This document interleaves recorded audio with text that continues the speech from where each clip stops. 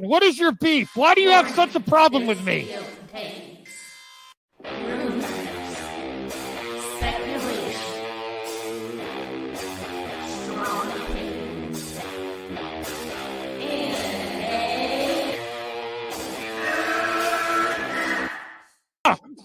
Can we get the real Andy? I would prefer the real Andy. Oh, let's get the real Max. I'll take off my mask when you take off your mask, brother. Because who's your new favorite YouTuber, Ian, that wanted to be on the show with us? The Madman. The Madman. Mad Movie Man. Let's bring on Max Movies because he scares the living shit out of me. Hold on. Oh, wow. Mad Max says, I think you should apologize. Right? I'm sitting here in a goddamn torn down pool house. I don't even know who the you pool house are. is torn apart. Okay, it's torn apart because I'm remodeling on my $70 webcam. Okay, I'm no better than you. Movie Madness Entertainment. Welcome. Welcome. I'm joined with my brother Taladia. Yes, the UK Brit. International friend. If I know things are busy for you, and I know keep Taladia in your mind. He's doing things outside of YouTube as well, and we wish him the best and everything. If you get a chance before the end of June, because I know this is a busy week for you, but I forgot to mention this before we went live. If you could try to work out another MME International and let me know before I go to too many games, because I go the last week. The last Thursday of the month. I go to too many games to Joe's house. I have someone in idea. I'm going to announce this now on stream. And Droga, Axel Droga, I really would like to have him on the MME International stream because I feel like he didn't get his opportunity to talk about his fan film. Mm-hmm. So I would like to talk about that with him as an MME International with RJ there and you there, and we can talk about. No, DL. This is anything MME Live. You're available, and hey, we really like Ashley around the community as well. Hey, Ashley, she's awesome. We're big fans of Ashley. Ashley, no pressure. Whatever you and DL want to do. If you ever want to join too and talk about some stuff, feel free. But if you don't, that's cool too. Yes, MME Live is not going anywhere. That's open panels to everyone that wants to come. Well, most people that want to come in. But yes, I have launched a few new shows. I don't want it to be confusing. So to go over the shows, MME International is one of the longest running series. It's gone off and on, but it's still head up by Taladia. Yeah. So that is still a show. We just launched, and we have an update too. We just launched the mic drop with Voltaire. And then also today, the Power Hour. Now, DL, I had on last week on a one-on-one. You can still request a one-on-one, and it's going to be called MME Buddy Show, MME Buddies. Yes. And Taladia, I'm going to get on next week for MME Buddy Show, just one-on-one to go through some topics. And but yes, MME Live is not going anywhere. It's just the out for more variety because I'm going hard on this YouTube thing, going hard. Because we deserve success, all of us together. We really do. There's a lot of great people here, and it's going to require us to work together. So I do think, actually, since you asked, DL, I'm going to. I'll talk a little bit of shop about the Team MME. It's a little bit smaller, but it's still a thing, and you're on it. DL does great work for the community. I really appreciate everything you do. Very great panelist. So, for example, something that I've neglected to do just because I forget. When DL hosts a multi-stream spoiler stream, after the first week, I will private my stream, and then your channel is going to be the only one that's going to have the stream still after the views come in, and then it promotes both channels. So that's something I want to do for people that do multi-streams on the channel. I just have to remember, and I forget. And if I still have it live, just message me, and I'll private that stream. But for like spoiler streams, you deserve to have that in perpetually on your channel for your content. I just have to remember to do that. And go ahead. And there is one point, guys, where I will bring back the gaming podcast show thing. I would love to do that with Max, bring that back in to the fold, because I feel like Max hasn't done that in a very long time. So, and I know you guys, some of you guys are movie talks and whatnot, and some of you guys like the TV talks, but some of you guys are gamers as well. So if you guys want me to bring that back, I'll be happy to do that, bring that back with Max, and just to have a bunch of us, geeks and nerds talk about gaming, whatever the latest gaming news it is around the news, we can talk about it and have a good topic of discussion, like a weekly podcast type of thing, or a monthly podcast. That'd be cool too. So I still have Tape Hunters. We still have To the Max on Saturdays. We have member stream Sundays. We have the Power Hour and all kinds of things. Yes, DL. So DL, if you like that idea when you host a multi-stream, that I'll private mine after the first week, so that would still promote both channels, but that way it's on your channel.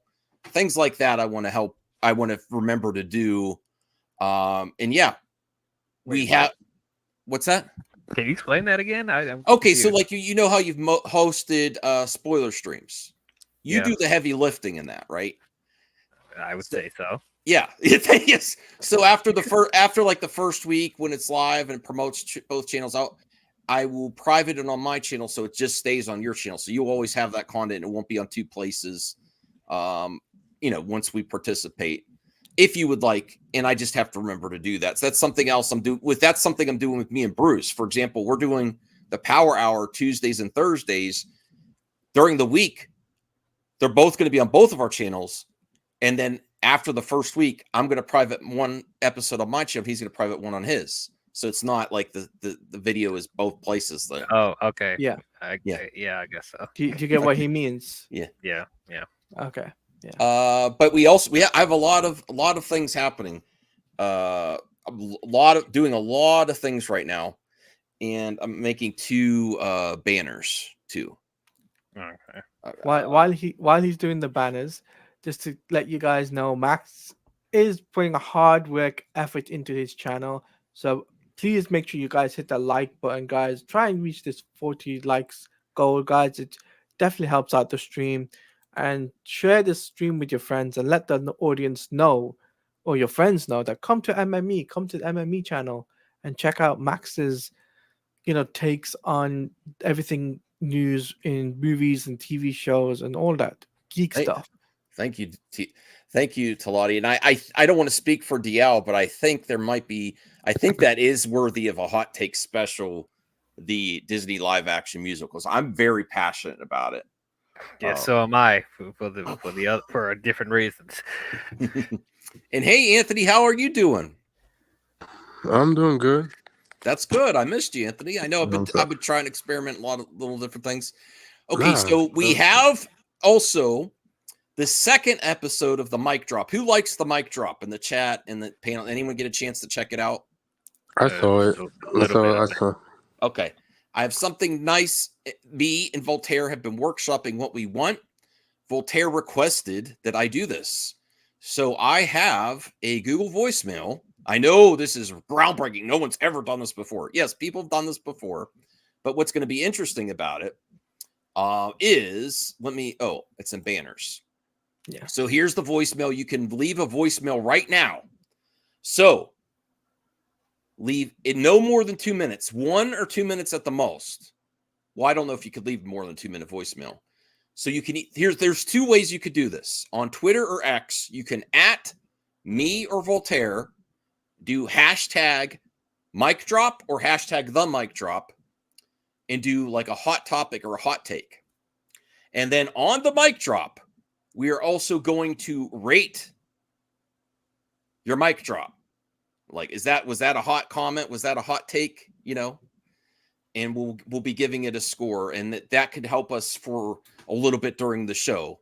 So if anyone would be so kind as to do that, would appreciate. We give you a big channel shout out if you do that.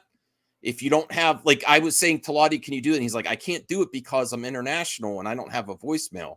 So I said, okay, then just do a little minute video and tag us on Twitter.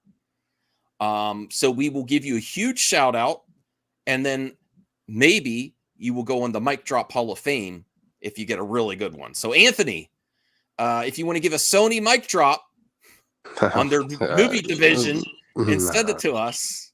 No. He wants to save that for a video or something. No, it's just Voltaire was so excited about this. No one wants to do it. Okay. I mean, I'm prepared to do it. All right. And then we definitely also want to. I'm not trying to. The Hot Takes is a dedicated show to Hot Takes, so I don't want to step on Dial's ground there. You know, I love Hot Takes, but it's just like I was gonna do have certain shows where the viewers can. Yeah, well, submit their own hot takes as well. Sure. So I researched on how to get a free Google Voice, so I'll let you know, DL, if you want to do that. I think it's good if you want to do that too. That's it's like not innovative. Lots of people have done it. Yeah. So, but if anyone would like to get a mic drop in for tomorrow's show, we have our first guest, me and Voltaire. I don't know if I want to keep it a surprise yet. I might want to keep it a surprise for now, just to make sure. Wait until Voltaire comes in. 100%. Wait until Voltaire comes in. If you and him agree on dropping who it is, then great. If not, then keep it a surprise. Okay. Well, I think they're going to come, but I just want to make 100% too before I announce it. But regardless, we're going to have another mic drop show tomorrow. I'm going to drop a mailbag after tonight for that. Do a little bit spicier questions. Voltaire likes that. That's his jam. I'm like, okay. Yeah. I don't want people to get pissed off. We even talked a little bit of politics on there. I'm like, oh my. Yeah. So a little bit spicier. If we really don't want to answer, we're not going to. But DL, how was everything? How was your trip? It was good. I had a good time. That's great. I watched your review of Bad Boys, by the way. Oh, you saw Bad Boys? Was that on your trip, or did you see it when you got home? Or yeah, I actually was able to find some time to go see it. So yeah, I watched it. I really enjoyed your review, man. Really good stuff, man.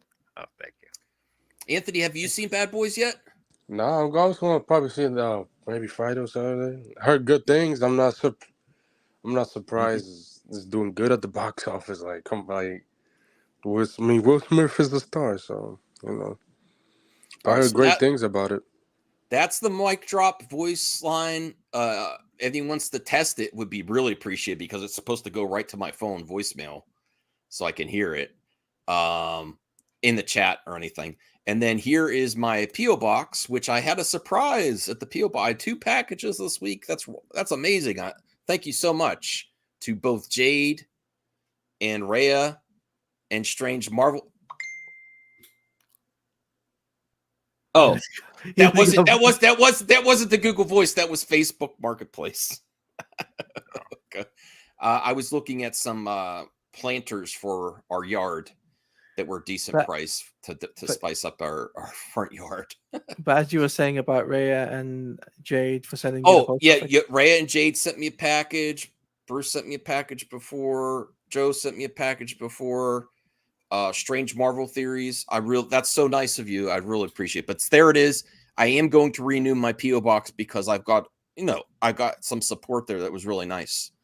But then I'll put that back up for because this is a new thing and we're going to experiment with it and see if people like doing that. I hope it's a success. Max, I have a surprise for you though when it's your birthday. Okay. So, and it's for PlayStation only because I know you play your PlayStation. Okay.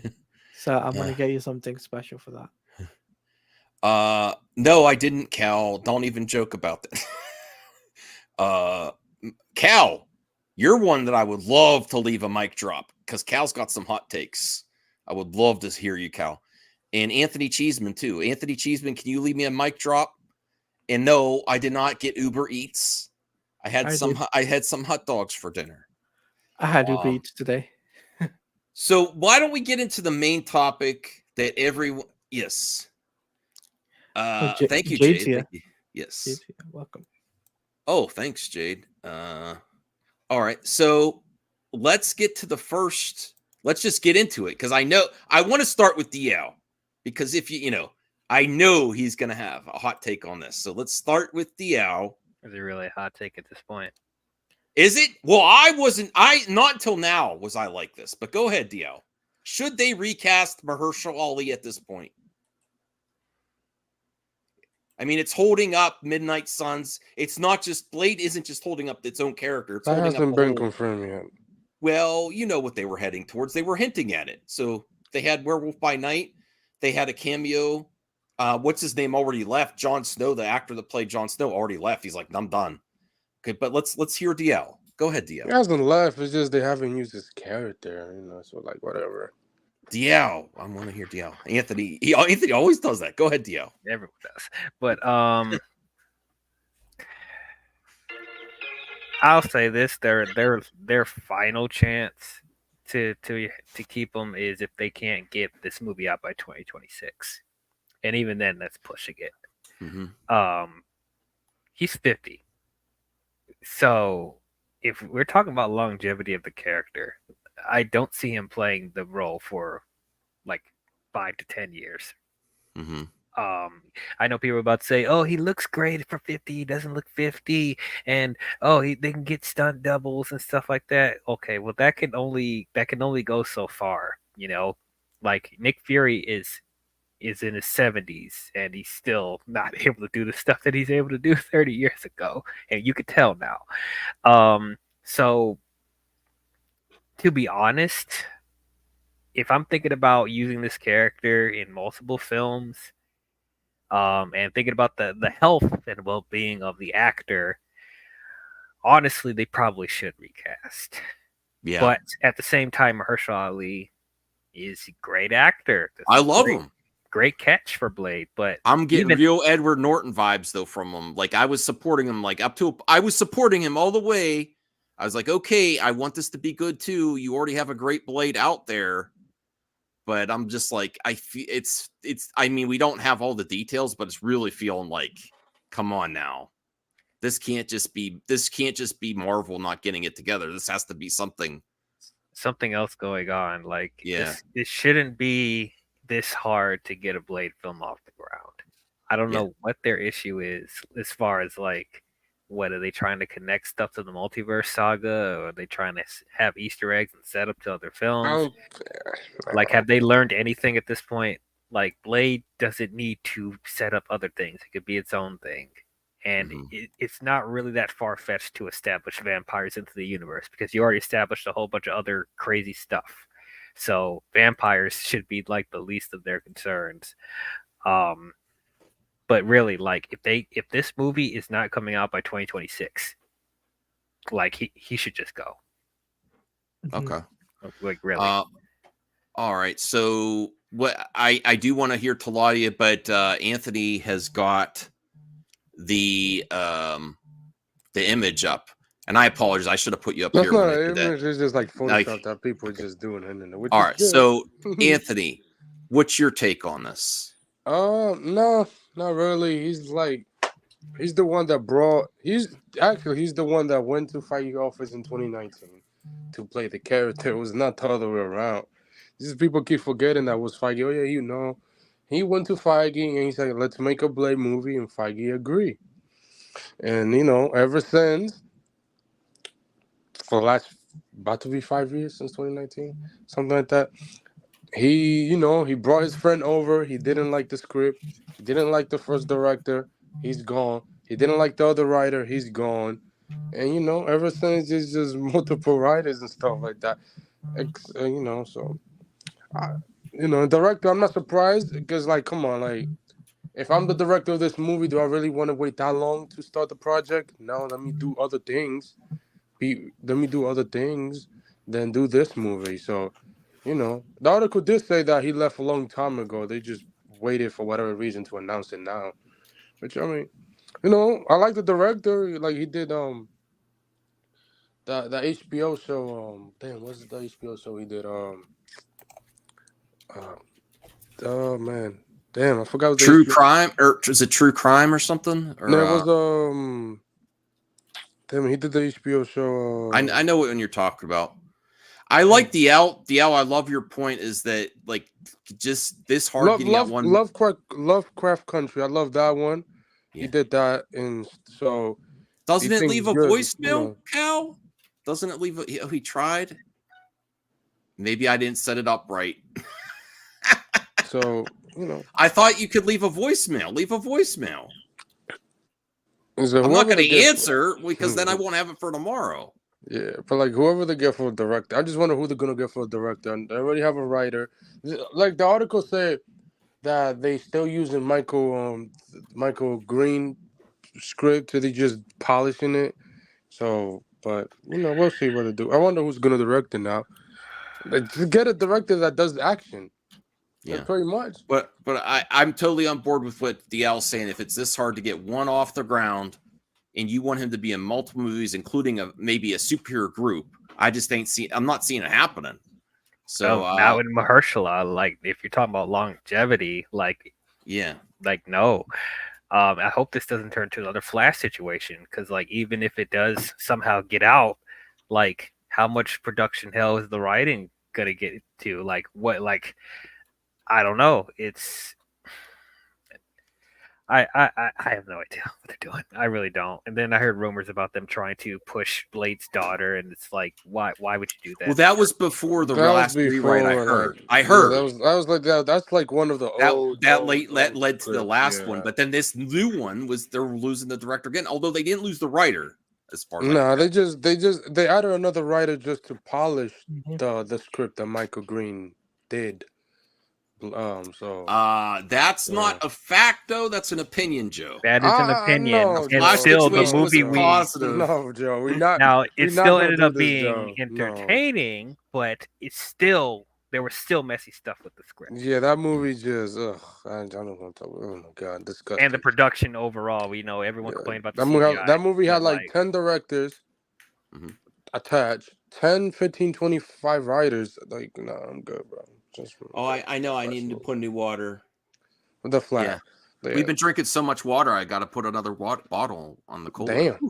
I mean, I think I'm slimming down a little bit just with no pop and more water. I've just been really trying to stay hydrated. But yeah. Okay. Now I got to get Taladia. Yeah. You like? I know you're a DC guy, but you like Marvel too. Do you like Blade? And what do you think of this whole? At this point, what would you do? If it was up to Talati, what would you say to get the Blade movie back on track? Would you keep Mahershala Ali? What would you do?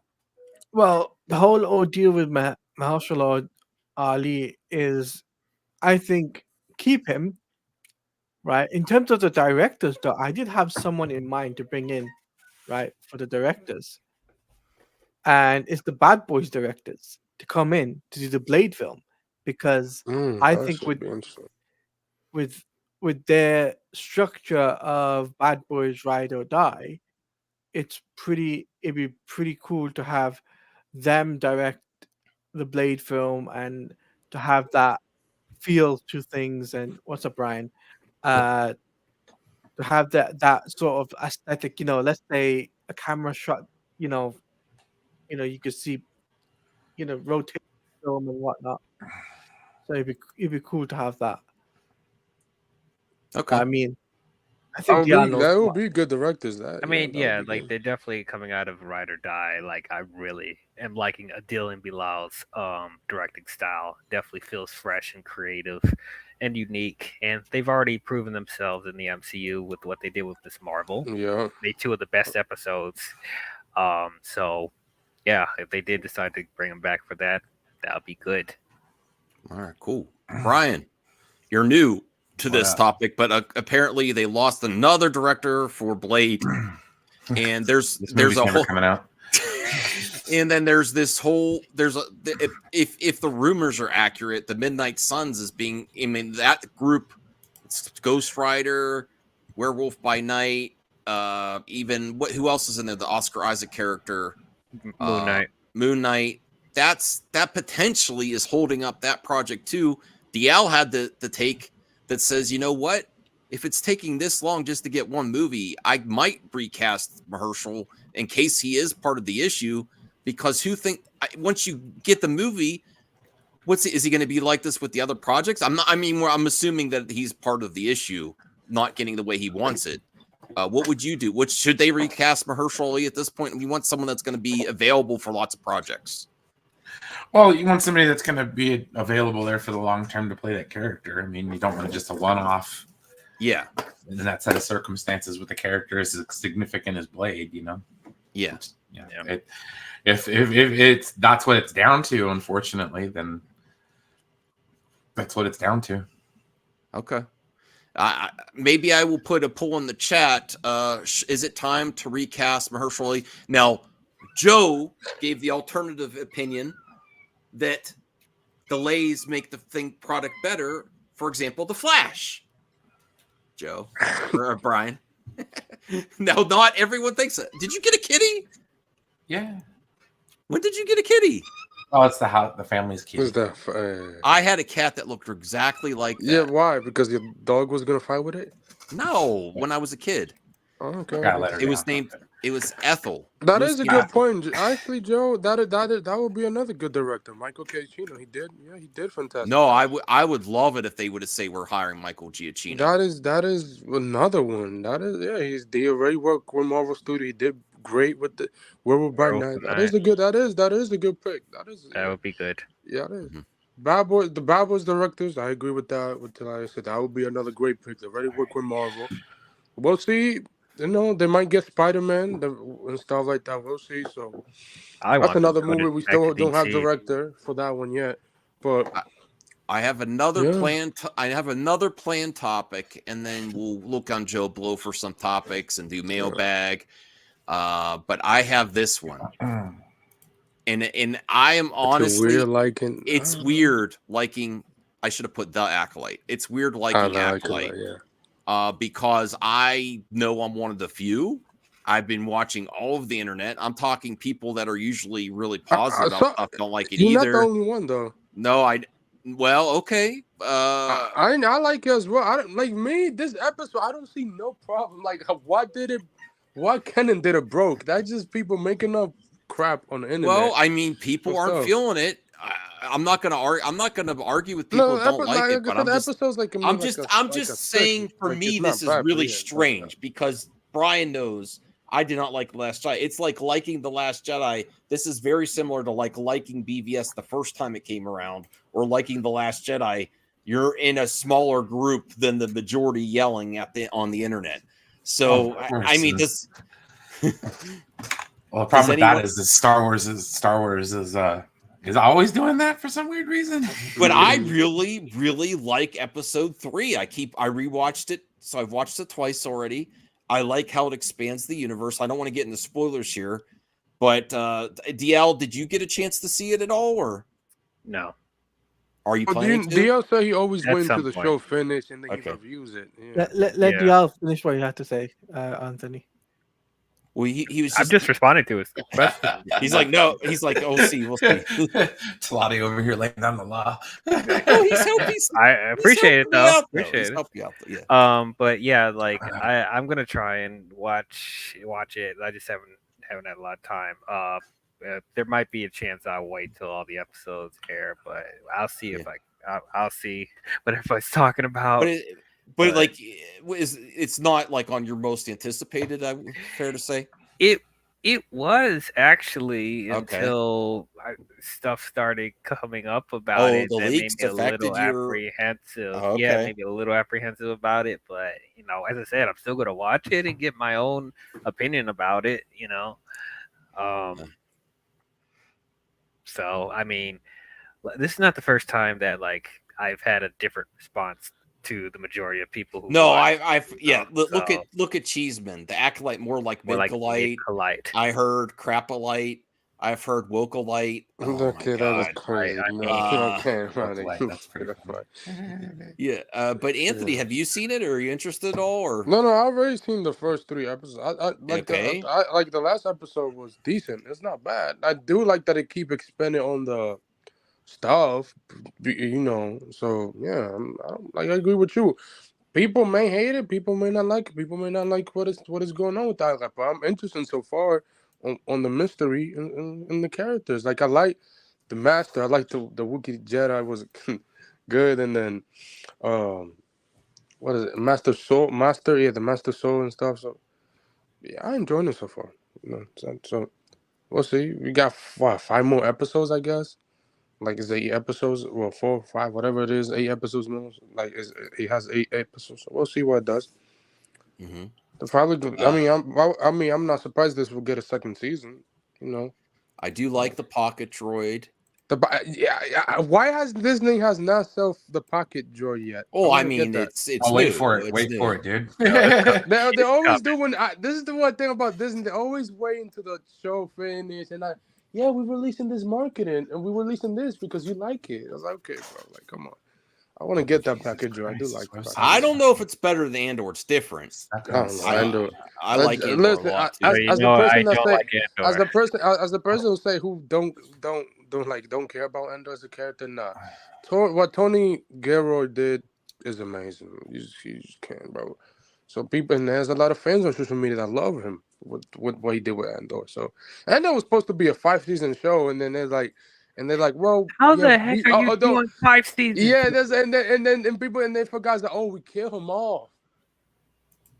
So you know they reduced it to 2 seasons. So you know, at least like I think it's like 10 episodes or 12. Which even Joe, you're doing exactly what the anti-SJW. That's crazy, Joe. And Bore. It is and Bore. It's boring. Well, yeah, because people don't like the character. I don't like the character Andor. I'm not, but people, like I say, people enjoyed the Andor show, and you know what? I see clip every time on social media about the Andor show, how great it is. So yeah, people enjoy it. So all right, for me, like the Acolyte, I'm still giving it a chance. You know, I want to see more, and I want to see more action more than anything, right? Mm-hmm. Yes, I think the story is important. Yes, story is important for Star Wars, but I think what a lot of people expect from a Star Wars TV series is action. That's what I think that's what I'm probably thinking. Like if I was a Star Wars fan, you want to see lightsabers going crazy, right? Left, right, What? and You don't center. want to see 2 people sitting across the table talking to each other? Ryan, please. eating Star Wars cereal. Right? I mean, come on, blue milk. Let's go. There was some good stuff in Andor. Taxation, trade disputes. Let's go. The Trade Federation. Maybe we get a Trade Federation thing in the show. We might. Well, the Trade Federation was in the first episode. You're like, nah, we don't need that. I like Book of Boba Fett too. There was a few things that were like a little cringe, like a panther. No, I actually like that. The thing I didn't like was like the Power Ranger teenagers. Remember they said the Power? I'm like, this feels really out of place. It certainly did. Okay, guess what? Twisters is actually. Oh boy. Oh boy, Brian, you're one of the most incredible action sequences. Yes, Glenn Powell said it.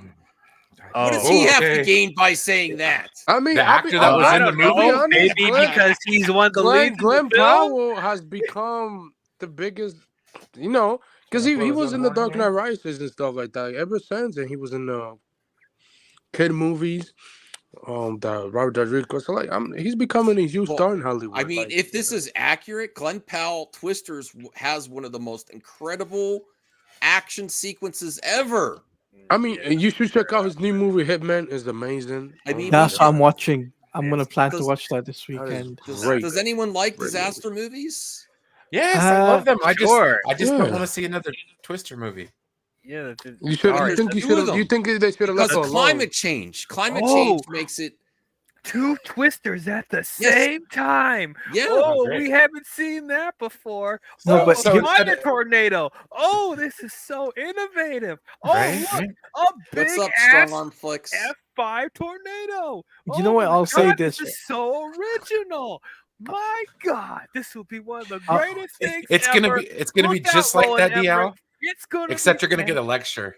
Except You you're know gonna what get a it is? lecture. You know what it is? This is about gonna bring. climate change. You know what? Yeah. You know what I'm gonna say? It's gonna bring a lot of people from the climate change community to talk about this film. Hey, Glenn Powell brings the girls to the yard. That's all I'm saying. No, Does it's bring gonna the be like woman. Glenn That is true. Powell's He does milkshake bring the brings woman. the- That is true. and Yes, the guys. but No, but it's I like- think Glenn Powell's a star. I think he's yeah, the he is a resident. star. He is a star. He should be. I mean, I would like to see him as Booster Gold. That's what I really would like to see him as. But Wow, but even besi- Joe is negative on this. I mean, it literally Twisters feels looks like a mockbuster ripoff of Twister. it's Wait, really what? Like, talk That about a doesn't make movie any that sense. should have went straight to Netflix. It feels like a rehash of the first movie. Let's be real. It looks like it's playing. Oh, these- But I feel- from the trailers alone, yeah. I mean, yeah, the premise. Sure. Don't listen to Cheeseman. He's just, look what he's trying to get you. He's just trolling. Is the anti-fun. I don't care. It's my DLC's opinion. No, I know DLC's way more movies than you, Cheeseman. You know, he actually puts his money where his mouth is and goes sees it, gives it a shot. Sharknado 2 is the best climate change movie ever made. It's a funny movie, I'll tell you that. But I'm actually looking forward to this. I might actually take my dad because he loves those type of movies. It's coming out in July next month.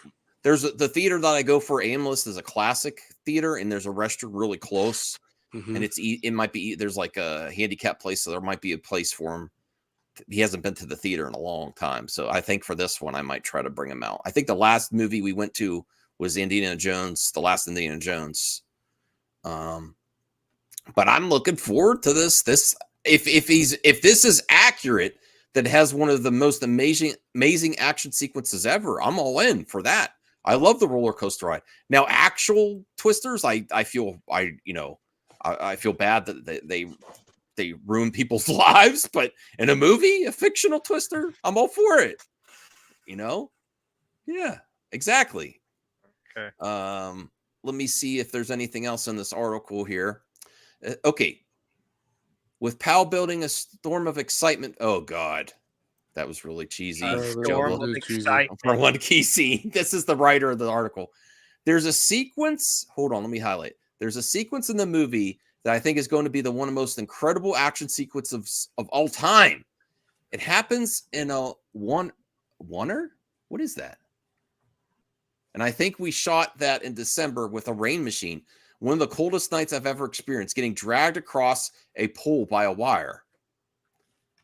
Well, the action shown in the trailer does have a bit of corny look to it. That scene is done in one shot, and Powell went through some physically daunting moments. See? He challenged himself. He's the next Tom Cruise. About that. Oh, yes. Twister's one of the biggest And challenges career It's so cheaper far. to And it order comes for shit from a dude. pizza place than DoorDash. Woo. This was the most physical thing that I've ever done, where you're truly like you're talking about humans getting sucked up into a tornado, but you're recreating what it's like by getting hit by debris and all that stuff. So you're watching real stuntmen getting sucked up into the sky, and you're watching trucks move across, and you're jumping into a pole, and you're getting dragged. It's like a fully physical experience. That might be a movie. Would 4D be worth it for Twisters? I don't know. That might be interesting for that. Like I think Twister. I think it's gonna be a good, decent movie in July. I think Glenn Powell was the star, and I think so. Yeah, I want to see what the action. We saw a little bit in the trailer of the wing and the stuff, so we'll see what he's talking about. Isaac, I apologize. I can't highlight every comment. If you want me to, It's because the comments go fast. Yeah. If there's something you really want me to talk, just put it again. Just don't spam. Isaac says he's not into the disaster movies. I skipped that you're calling DL dramatic. I skipped that one on purpose. And I don't care. Yeah. Anthony says he's the next GOAT. Oh, Crazy Joe. I don't know about the go. I think he's gonna be the next. Everyone wondering about Cyndi Lauper full length documentary on Paramount Plus. I actually like Cyndi Lauper, but I don't know. The one I want to watch, Joe, is the one about Jim Henson that you were talking about on Disney Plus. Oh, That's yes, the on one I Disney want. Plus, produced by Ron Howard. Mhm. So, anyone, are you still? Who's going to see Twisters? Me. Yeah, I'll go see it. Check it out. I mean, it's coming out. It's coming out in July, the same month as Deadpool, the same month as the next Miss Despicable Hey, Daniel Me Barry. movie. Despicable. So yeah, I think this could do decent next month. Cool. Depending on the budget, I don't. If the budget's that high, that there's no way. But yeah, I think it could do good. All right, Man, we have the next generation stars in Hollywood already. Like that's crazy. Yeah, there's a lot of them, which is a good thing in the Yeah, age of yeah, AI. I mean, look, And don't get me wrong. I love the older stars. They're still making good movies once in a while. It's just that it's good to have refreshing people and stuff. Yeah, I remember David Cornsweet's going to be in Twisters. Oh yeah, he is. I think Yes, he's gonna die. Superman is gonna be. I think he's gonna die. I think he's gonna die. I'll be shocked if he survived in the first hour in the movie. I'm gonna look for a red blur in the background. Whatever they called him in Super. Okay, They so probably could make a reference about that. Yeah. we'll get to Ladia first on this one. This is interesting. I don't know what the ramifications are. This, please in the chat help me. Sony Pictures Entertainment returns to the theater business with an acquisition of Alamo Drafthouse Cinema. They're doing it so they're going to force people to watch Venom 3, Anthony. Nah. You know, this is the first time a studio ever bought a theater for 75. It's been 75 years since bought a theater. So it says it's acquiring Alamo Drafthouse Cinema shortly after the boutique theater chain shuttered 6 locations. Damn, that's a lot. What do we think this is going to do? Go ahead, Taladia. Here's what I think, right? Sony has lost their minds, right?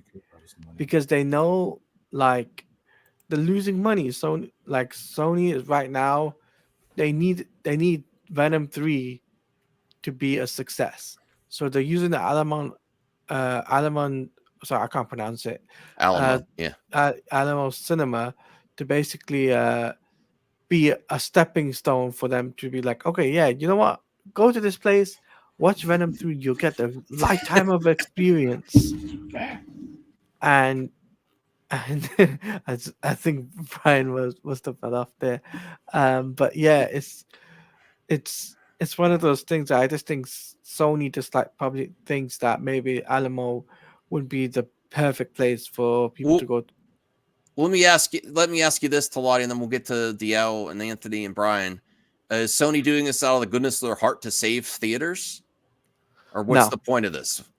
It's all about them. It's all about those dollar signs, Max. It's all about those dollar signs. I don't know how this is going to help them improve. I'm like, I don't know. Owning the actual theater, owning the actual theater makes sense for them because I mean Netflix owned the theater, so like but here's the thing. For Sony, this is a. Oh, you know what they did? Okay, here's the one thing where I know there's going to increase. They get like bigger percentage of their own movies now. They have less cuts only for the hired people that work there. That's one benefit, right? Exactly. Yeah. So, I don't know. That's the only thing I could see. That's the only benefit I could see. Honestly, DL, do you have any strong opinions on this? Like, why would Sony do this? What's the benefit for them? That's the only thing I could think of, is that they'll get better percentage when a movie company actually owns a theater chain. They get better percentages when their movie plays there, and they only have to pay like the rent and the help. Yeah, I guess so. I don't really have any strong opinions about this. I mean, Sony have said before they're not, they believe in the theatrical experience. They'll never get a streaming service, and they'd rather just do bids on certain properties to, license them to the different streaming services. But as far as the Alamo Drafthouse, I've never been to it. But I don't know. I guess, yeah, they probably will get a little bit more of a distribution with their films. Maybe I don't know. I don't really have too much strong opinions about it, but see what they do with it. I don't know. it does show that some theater chains are suffering. Brian or Anthony, did you have anything you want to comment on this? And I'm going to read part of it here is what they're saying in the article because Jacob makes me read. Anthony, do you have anything on this? Yeah, I mean, it used to be illegal back in the day to buy studios to buy theaters. Now they changed that rules that they could buy them and stuff.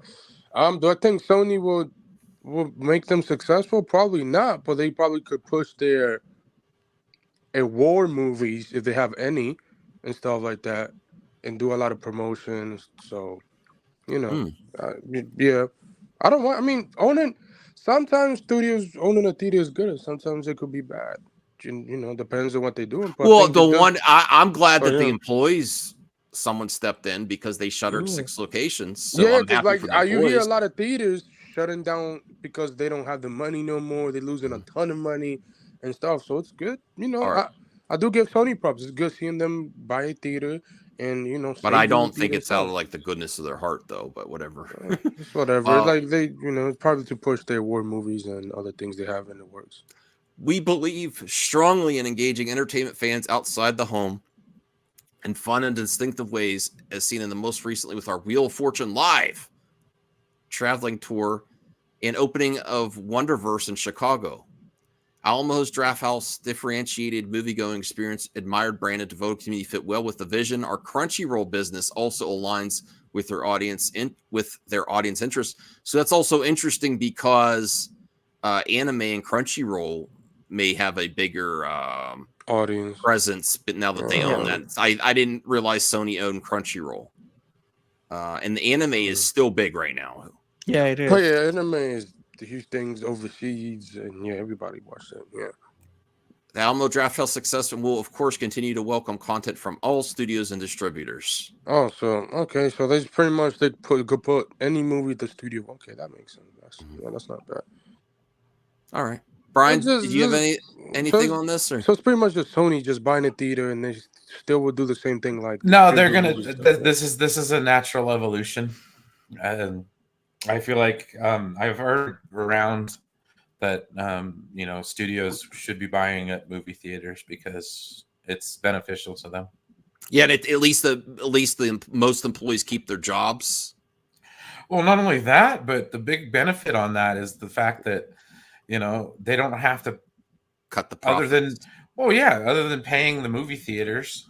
Mm-hmm. That's how to make more movies more profitable, right?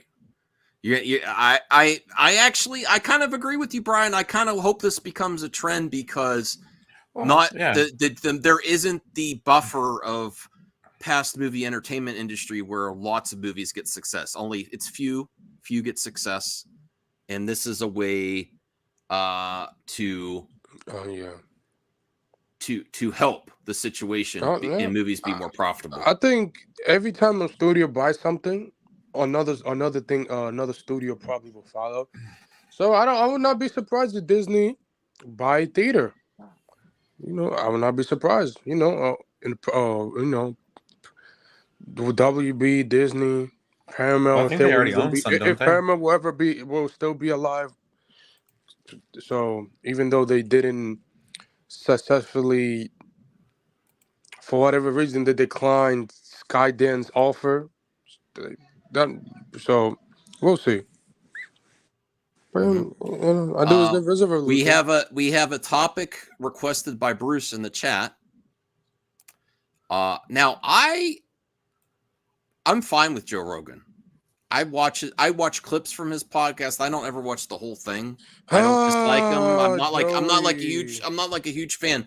But this is trending a little bit because he in the past has accused comedians that actually I think they got caught stealing jokes.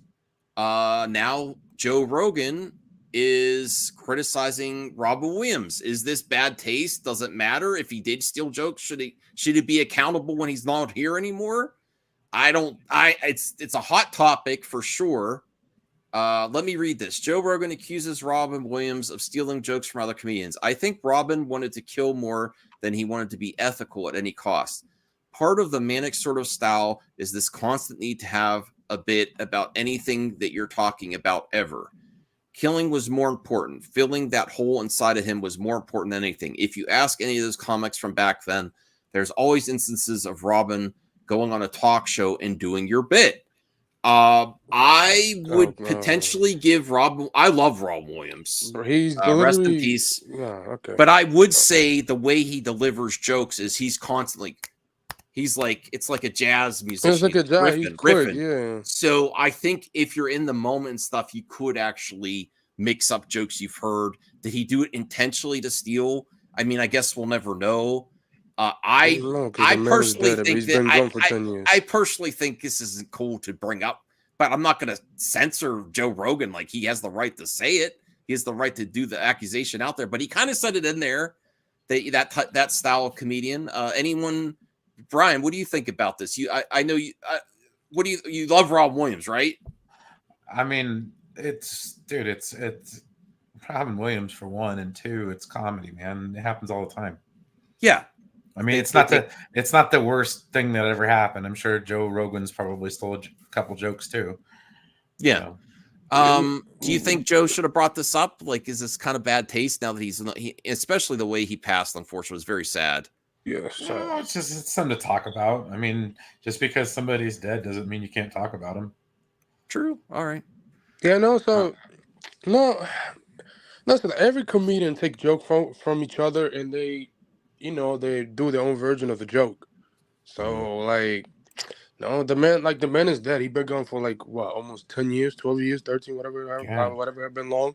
The man can't speak for himself to say what he wants, and I like Robert Williams. He made a ton of great movies in our generation, and he's every time I see him in interviews and on social media when people put clips of him, he's a funny guy. I kind of go along with the rest in peace, and like, it's not worth it. Yeah, he can't defend himself. I just honestly, come on, bro. Like, just can't. If I don't think he would defend himself, but he just can't. I don't see a lot of people going on this like they did with like Carlos Mencia. Well, I think, dude, honestly though, think about it though. What would Robin Williams say about it?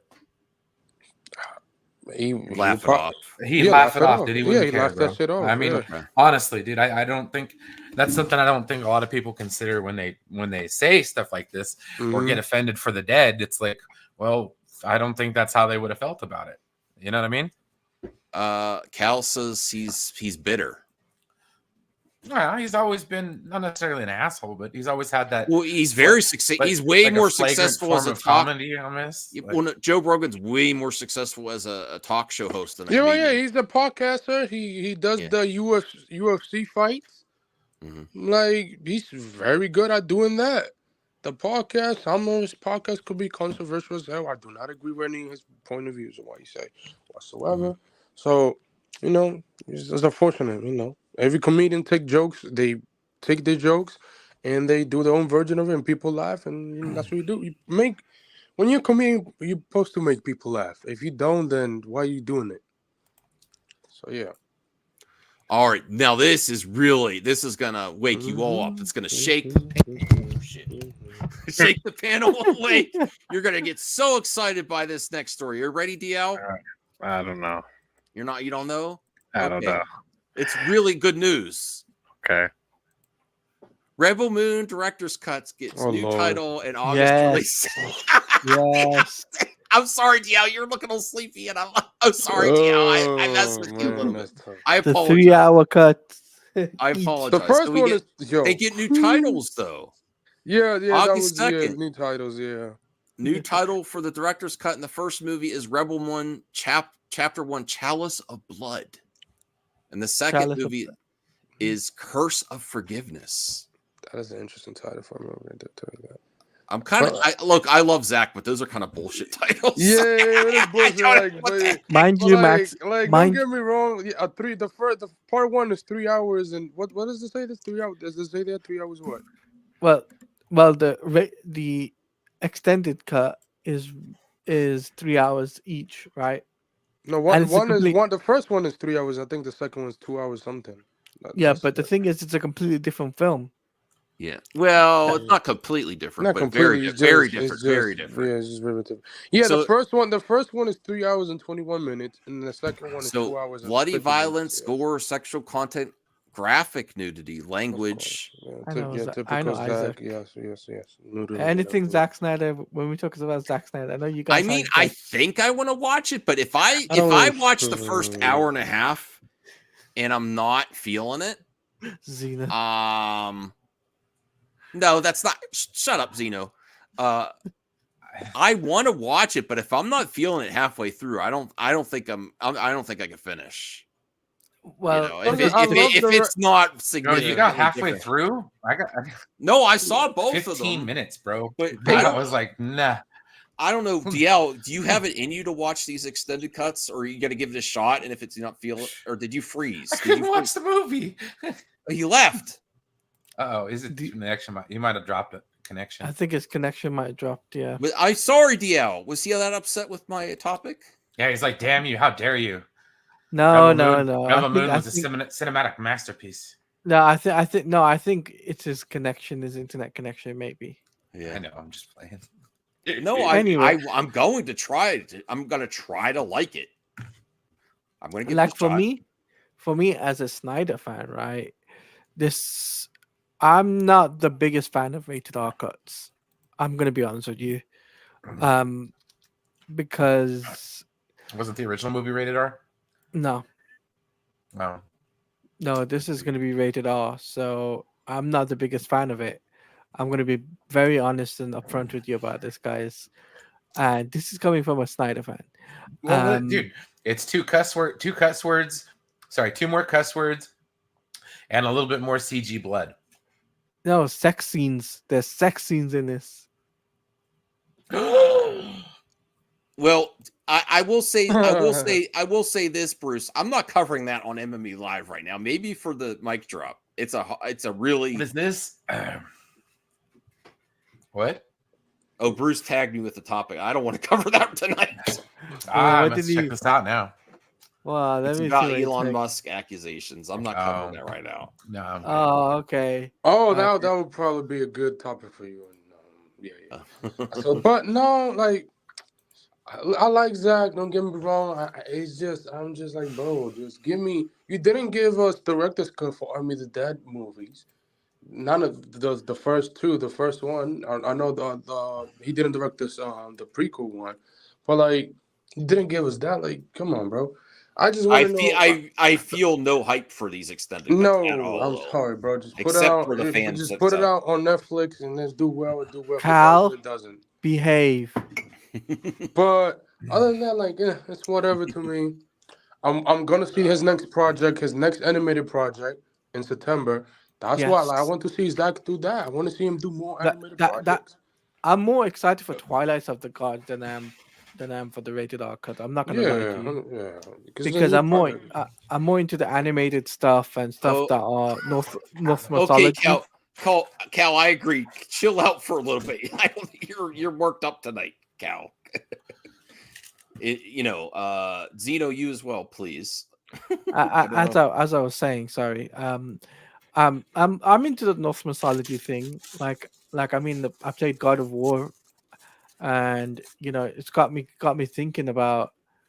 It's got me thinking about that type of going back into the God of War game. Just thinking about the what's it called, Twilight of Gods.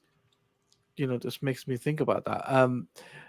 And yes, I know, Brucifer, it's got that, yes, but it's just too much for me. It'd be too much for me to handle. So, well, I mean that'll be enough. Buddy. Maybe I do not need that. Yeah. Maybe more space boob. I'm good. I'm pretty sure it we're more. on social media. Those two. I mean, I'm not gonna. I I'm mean, good. if there's a lot of that, I'm not against it. I mean, it's gonna be like Total Recall all over again. Will Space Boob make Rebel Moon better? No. Ryan? Couldn't make it worse. I don't care, dude. I didn't even watch this. I didn't get more than 15 minutes into the second one, so I don't care. Maybe you might now. Mm-mm. I mean, Total Recall, you got boobs. Yes, you did get. Yeah. But this is gonna have over more than that. No, it's cool. No. Stop. We're good. Are you okay, Brian? Are you okay? I have to do the same thing, my man. Kingdom of Nerds member for 19 months. Thank you so much, Bruce. The bar scene will be more graphic. LL. Oh, come on. I'm not reading. He's trying to get me in trouble tonight. He is. All right. DL's not coming back. Thank you, DL. That I appreciate you being here. Get some rest, buddy. brother. Maybe I took the joke too far. Jacob McKenzie, member for was 12 sleepy. months. Thank you, Jacob. Okay, so here's the Inside Out 2 review that I wanted to see what people are saying about Inside Out 2. Well, what? On that note, I'm gonna head out because it's for okay. it's for Inside the Out. He's not a fucking- Talati is not a fan of Inside Out 2. No, Okay. bro, No, it's late. it's not- Where he's at? It's late. It's late, and I've got to be up early for my mom. So Okay. remember what I told you before. So I'm gonna, before I go, make sure you like, comment, and guys, if you haven't left a voicemail for Max, please leave a voicemail for Max. for my stuff. Appropriate voicemails, please. Nothing that's gonna freak me out. Yeah, I'm sure Make that's sure- never. make sure it's appropriate, because I have a topic that I'm gonna be. It's 2 minutes long, and I'm gonna record that now before I go to bed. So, on that note, like, comment, and subscribe, and I'll see you guys next time. Cool. Hey, Brian, could you try the voicemail to see if it's not letting you leave a message? I would appreciate it if you would try. Because I don't know why it's not. Maybe I didn't set something up right. I'll mute you so that maybe it says my name too. I don't know. I have to check. Oh, Voltaire says no restrictions on voicemails. Okay. Anthony, are you looking forward to... Oh, I got to show this. Thank you so much, Bruce. Gifted 5 memberships. I really appreciate the support, Bruce. And check out some good stuff that's going to be coming from the Power Hour next week. So we have Jimmy Badalitsky was gifted a membership. Nerds. Bailey. Nerd Casa Nostra. So thank you so much. I really appreciate the support, Bruce. That was very nice of you. Nice. It's ringing, dude. What the hell? It's not going to go to voicemail. I might have to mess with the settings. At least have the number. It just rings and says you're not available. So you probably didn't set up the actual mailbox. Whoops. I will get it fixed for tonight. For tomorrow. Okay. All right. So thank you for testing that. Now I know I really have to fix something. I apologize, everyone. We are men of science here on MME. Men of science. Oh, it says voicemail. Let me see. Yeah, all I heard was a ringtone, brother. Ring, ring.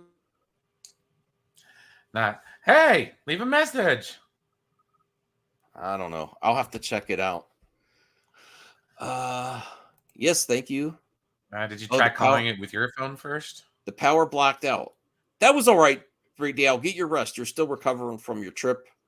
Appreciate you being back. No, that's fine, Dio. Just, you know.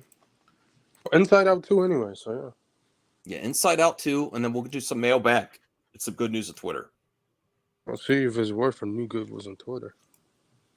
But you did get through, Cal? Maybe it won't let you send a voicemail because you have my number. I don't know. That's weird. It worked for you. Okay. You might. I'll have to have someone else test it. Okay, so Inside Out 2. Are you looking forward to this, Anthony? It's Pixar back at the theater. Are you looking forward to the sequel? Oh yes. I've been with the one. The first one came out almost 5 years ago, something like that. Mm-hmm. So it was like, and yeah. So I'll just read this. I'll just read this part. Yeah, like 6, 7, 8 years ago in 2015. Damn, been that long. Once again, the movie is a mixed bag. While the original is rightly acclaimed as one of Pixar's masterpieces, the follow-up, while often amusing and occasionally touching, feels less envelope pushing than the other movies they made. The movie's hook is pretty good, so that's a good sign, showing us how Riley's emotions have to deal with the onslaught of puberty. Oh, that sounds like a blast. And new emotions such as envy, and most dangerous of all, anxiety. I mean, that's Once you grow, you get older, you get these different emotions in your life. So that's good. That's good. Mm-hmm. Trending. This Pixar is not just for kiddies; it's for everyone. Zeno, bro. Listen to who's talking. Pixar. Wait. Let me finish dogging on Zeno for a second. Please. Listen to who's talking. Who actually purchased Lightyear spaceships? I saw proof of it. Zeno sent me pictures of his spaceships, and he's talking about the kiddies. Boom, Zeno. Boom. And I like Lightyear a lot. That was a good movie. But he's talking about kiddies. You see, don't listen to everything. Zeno. Now he's gonna tuck and roll and get out of here. Okay. Let me see. No, he'll be around still. Don't be nice, Zeno. What did the dog? What? I don't know what he said. Don't be nice, Zeno. What the hell, man? No. Okay. Good. 7. It's a 7. 7 out of 10. 7 out of 10. That's good. That's a good rating. Yeah. I can get behind that. No worries. Oh. I got 20 minutes for. Hold on. I'm really. There's two more topics I really want to cover. For sure. I wasn't necessarily, even though I love animation, I wasn't necessarily on board for this animated Warner Brothers Lord of the Rings, The War of Rohan. Mm-hmm. Previous 20 minutes of footage at the Annecy Animation Festival. Yes. December 13th, 2024 release date. Is it going against Craven? We know Craven is going to die that day. Let's hear a quick synopsis from Variety. The news story is set nearly 200 years before Bilbo Baggins comes into contact with the Ring of Power and introduces key characters, including Princess Hera of Rohan and King Helm Hammerhand, Brian Cox. Jackson explained recently why he decided to return the franchise, in particular, focus on Gollum for the upcoming spinoff. He wants more money, honestly. And I don't like to say that, but Peter Jackson, after Lord of the Rings and Hobbit, he hasn't been doing much. He's literally the second or third richest director ever. After George yeah, Lucas, and he wants more. Yeah, he's. Hey, I don't blame him. Money is money. But I think that Peter Jackson has it in him to do another epic series. I do think so too. I think he has one more left. He could do one more movie, but he's just enjoying his retirement. He just I think he would be good in it, like a consultant capacity. Yeah, he's a consultant. Yeah, he's doing consultant. That's great. For the that's what he's doing with these movies. He's a consultant, and he's producing the next one, the Gollum movie. Thanks, for Andy. So yeah, like, I would love if Peter Jackson did one more movie, but that's not gonna happen.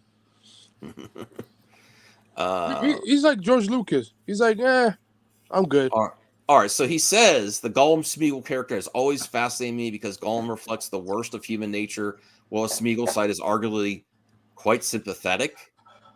I think he connects with readers and film audiences alike because there's a little bit of both of them in all of us.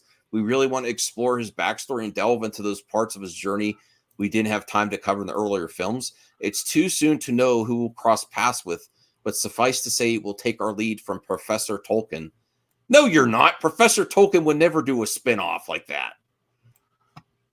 This whole... I mean, we'll just write books and that's it. I mean, come on. I like The Hobbit. I think there was enough there.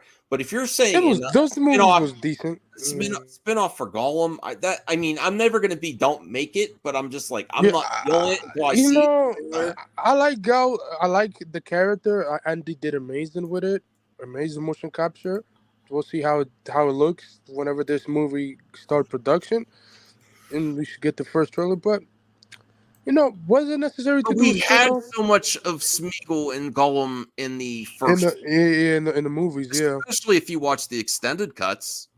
My, those extended cuts made like $6 million. So I mean, they inspired Zach to never stop with the directors. oh my, Brian, I mean, do you like Lord of the Rings movies? They're okay. I mean, I went back and rewatched them. And they Yeah, weren't but horrible. right, but isn't there a lot of Gollum in it already? Like, I don't see the there's too much, and then they shoehorned him too much in the Hobbit movies.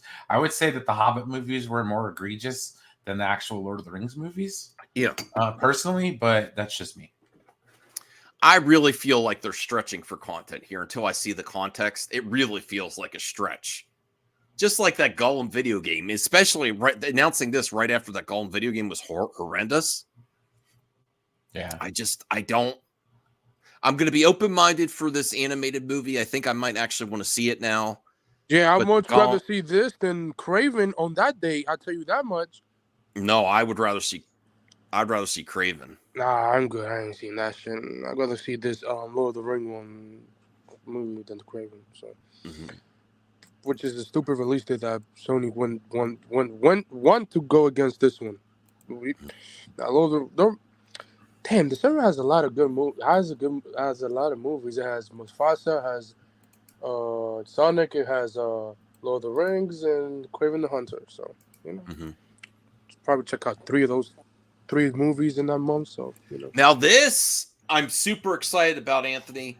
Oh, Transformer 1, yeah. I saw the trailer. I think this is more exciting than a live action Transformers movie, honestly. Well, the thing about Transformers is that they do good in animation. They do good, and people enjoy it. So, yeah, the trailer looks good. I think this is coming out this year or next year. This comes out, I think, this year. Yeah. I mean, what does the article say? Like, Yeah. Isaac, don't try to correct Zeno. It's not going to end well. I love you, Isaac. Just let it. Unless he goes really hot, I will correct him. But he's being okay. He's actually being half as intense as he can be. So take that as a blessing for tonight. Anyway, I'm really looking forward to this. Brian, you have your nephews there. Like, is this something that they might enjoy? Like the Transformers anime? They don't like Transformers. Oh, really? No. It's going to change their mind. No, they don't. Tell them I said Sonic's in it. No, I'm just kidding. It looks really good to me. Are you interested in this personally? Is it too personally? Yeah. I don't care. It's like the prequel to Transform. It's like them becoming Transformers. It'd be cool. I mean, I don't know. I really haven't been all that into Transformers since I was a kid. So I don't know. I see the market for it. I don't begrudge people for enjoying it. So yeah, have fun. Have fun. I'm really looking forward to this because I also really like the stuff on the Transformers planet before they get to Earth. I think that's more interesting, honestly. And I think they start out as friends, Optimus and Megatron. But an unfinished version of Transformers 1 was screened at the Annecy Animation Festival earlier today, and the audience gave it a rousing standing ovation. All those who saw it, the Transformers 1 screening, have been sworn to silence. The first reactions that have emerged paint a very positive picture. Transformers 1 is a blast, a much different movie than we've seen the past 2 decades. With an epic story and some fantastic animation, it's also funny as hell. Nice. We are sworn to silence, but the response to Transformers 1 at Annecy speaks volumes. Cooley, your face off, knocked it out of the park. I guess he's the director. The director, yeah. There is no trailer today, but on June 10th, we might look at the new film. Oh, here it is. Just saw the entire movie, and oh my God, the best Transformers movie, period. I need to calm down because I'm filled with joy and adrenaline at the moment. The Annecy audience broke into applause and laughter at several moments throughout the screening with a rousing standing ovation, just how much they love the movie. It's still early and the film isn't completely finished, but this type of reaction certainly bodes well for the first anime Transformer movie in nearly 40 years. Nice. I'm really hyped for this. Hey, what does Chris say here? What does Chris say will go down? Chris? Who? Yeah, Chris Hemsworth. He's playing Optimus Chris Prime. Hemsworth. Yeah, wait, down the Oh, quote. right. Yeah, Oh, the you quote, hear? yeah. Okay. Right here? Yeah. It just tells about this. Okay. It just says who's starring. Oh, he's okay. It's not Chris is saying it himself. That's a good cast actually, as him as younger version of Optimus Prime. He does have the good voice for it. Yeah. September 20th. Oh, it's coming out this September. Oh. Mm-hmm. Nice. Oh, the same month as Beetlejuice sequel. Okay, that's nice. Okay. I'll check it out. I like Transformer. They always do good animation. Live action. Isaac, I'm not taking any sides. I just know you don't feed a troll. That's the am I right, Brian? He's literally the ultimate. I love You have Zeno, to- but he's you have trolling. to- He's trolling for attention. So don't give him attention, and then you'll be You kind of fine. have to know when to hold him and fold him with Zeno. Yeah, he's the ultimate. Pick your battles, kids. I'm not picking sides, Isaac. Yeah. What's going on, Chubby Teddy? Cybertron does roll. Yes. And I do gotta contact you, Chubby Teddy. We'll work something out if it is possible to give me something for my intro. I am gonna eventually work on it. I hate saying it because I say that and I never do it. I do want to work on the intro again, and I would love to add some stop animation from Chubby Teddy somewhere. Well, you got to put the tears of joy, Brian's death of Star Trek moment. Because I think I was mostly crying because I realized at that point Star Trek will never get any better. It will. It will. I don't know, man. I don't know. They still haven't announced Legacy yet. And all they're doing is chopping everything down. I will. Can I be real? I can bring up some beef between me and you. All right, let's go. Triggered the heck out of me. All right. When you were, I don't know where it was. We were on some stream. I don't know if I was on the stream. I was watching. And maybe you were on Bruce's stream or something. And you were saying, I'm not a fan of the original TV series. And I got so angry. I'm not. And I was like, you mean he's just the next generation? Oh, absolutely. Him. That's it. So why do you think I like Legacy so much? Or the idea of it? Yeah. Because that's all I wanted to see. Mm-hmm. I thought there was more story to be told after Voyager, man. Mm-hmm. I love that era. I mean, give me more. Like, what happened on Deep Space Nine after freaking Cisco turned into Space Jesus? Like, I mean, there's so much great stuff that we never got to see, just because they decided they wanted to make Enterprise. Mm-hmm. So, I mean, I'm not hating on Enterprise. And if you talk to any Star Trek fan, they'll tell you we sabotaged ourselves. Because we're very vocal fans, and we've always wrote in to express our pleasure or displeasure with the writers. Yep. They've been doing it since the 60s. All right. I really appreciate most of Star Trek. I think I might more. No, I do too. But the original series is just 3 seasons, dude. Okay. Like maybe 2.5 if you consider like the 3rd season not so much Gene Roddenberry's. So like I don't know that spawned 6 feature films, which I love the original series movies. That's actually how I got into Star Trek. Mm-hmm. So I love Kirk, Spock, McCoy, all of them. It's just I like them at a different age. All right. Just one exists without the original. I mean, there's episodes of the original series that I enjoy, but overall, I can't sit through the whole thing. It's old. I love most of the Star Trek. The only one that was my dad's show, man. The only one that I lost interest with is Discovery. And I didn't hate it. I just lost interest. No, it just wasn't good enough to keep my interest. That's all. No, I kind of fell out. I fell out on that one too. I went 4 seasons strong. It's just I got to the end of that 4th season and they just kind of went. So I was just they shit the bed. So it's all good. Right. I'll be right back. I gotta go grab the food. So me and Anthony will handle some of these mailbag questions. I'd say save some for me. I can always scoff at the cringe ones. Let's go. All right. What's your favorite movie franchise?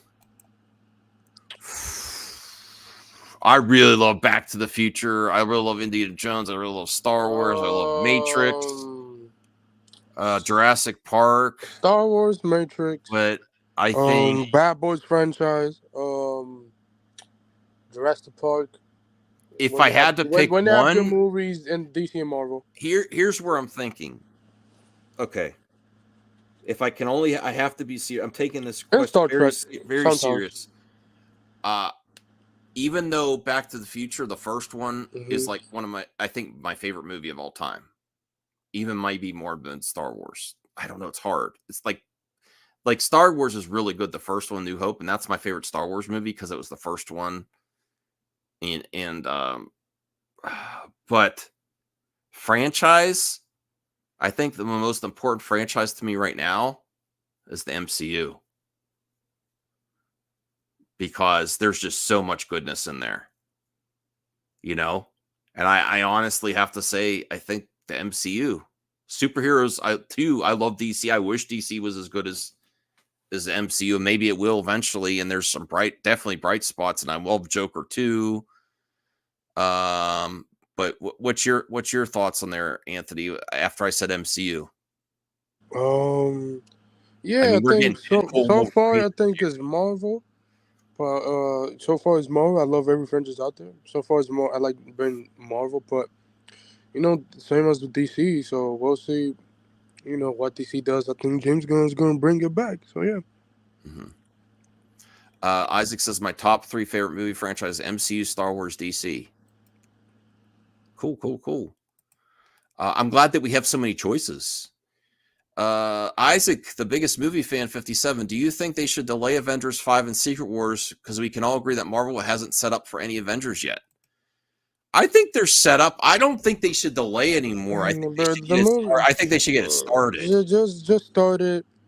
We know they're probably going to be headed in a small reboot, soft reboot, to get the X-Men in. So yeah, just started. I mean, we probably already know that. We know that Spider-Man is going to be in it. Doctor Strange, Captain Marvel, Sam Wilson, maybe Ant-Man. Yeah, so it just started. We'll see what they do. We'll see if they go Comic-Con or they tell us at D23 this year, because that's what they're probably going to show some stuff and give us updates on these two movies. So Jacob, I appreciate all you do. I really do. Don't listen to the haters.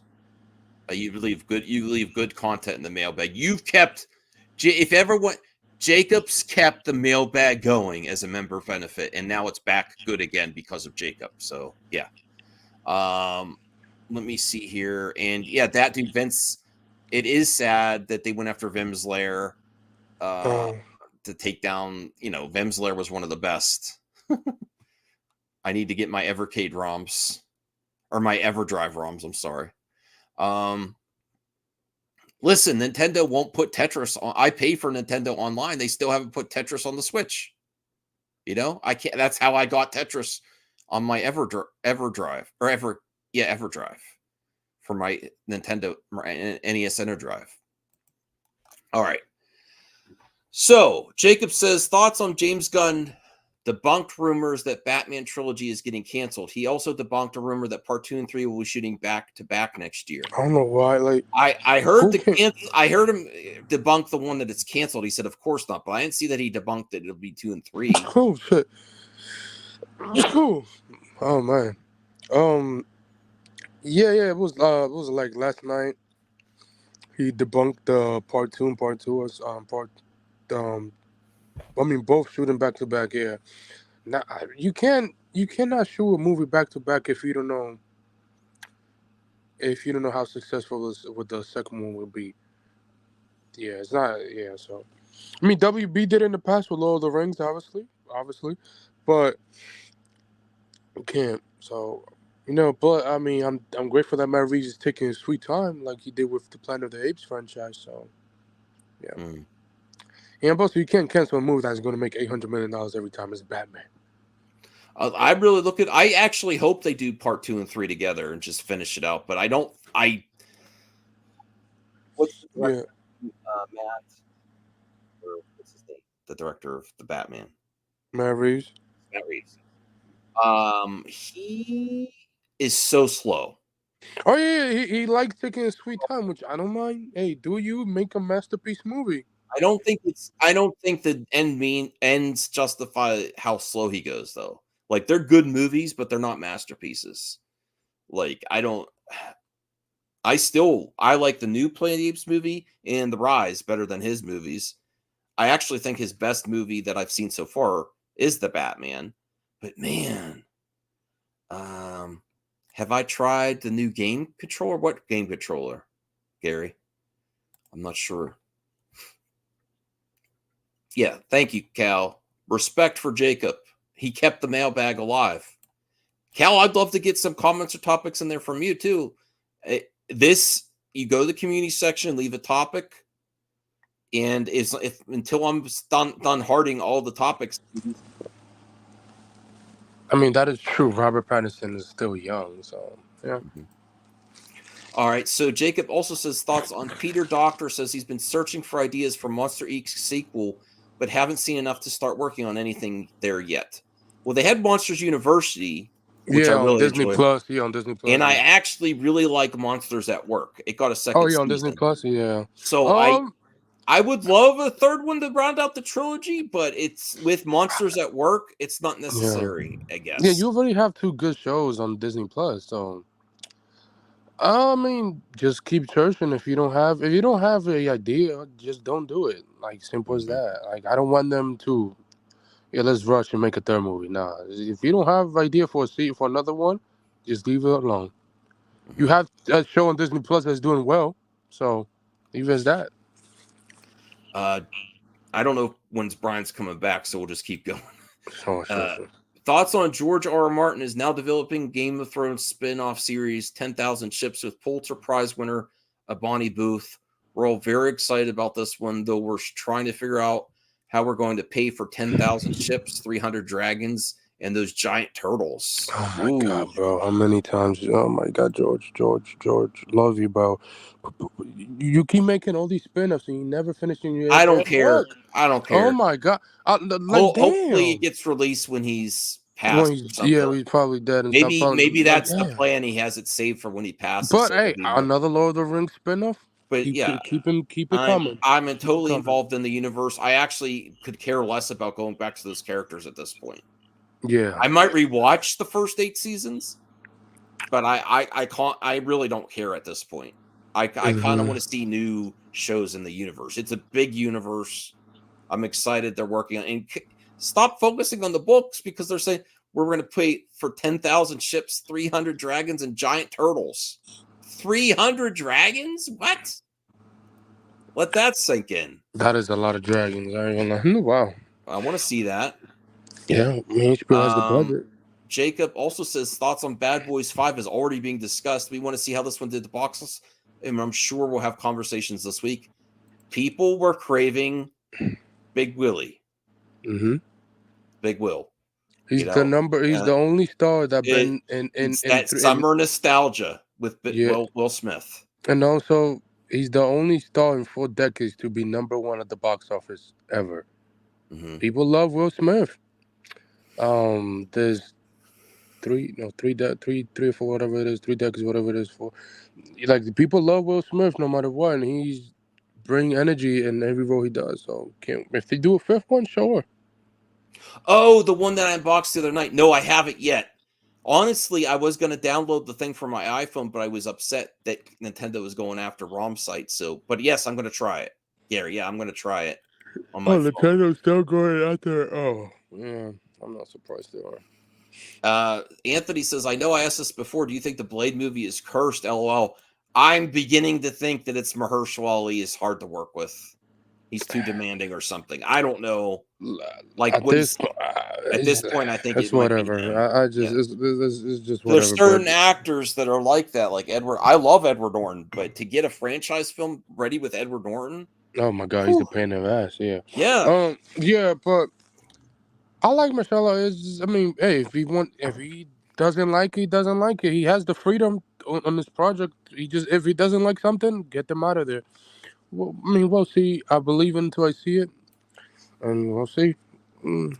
Like the guys do. Isaac says John Campy did a live stream today talking about the Batman 2 part again getting canceled. Do you believe it? He didn't believe it, did he?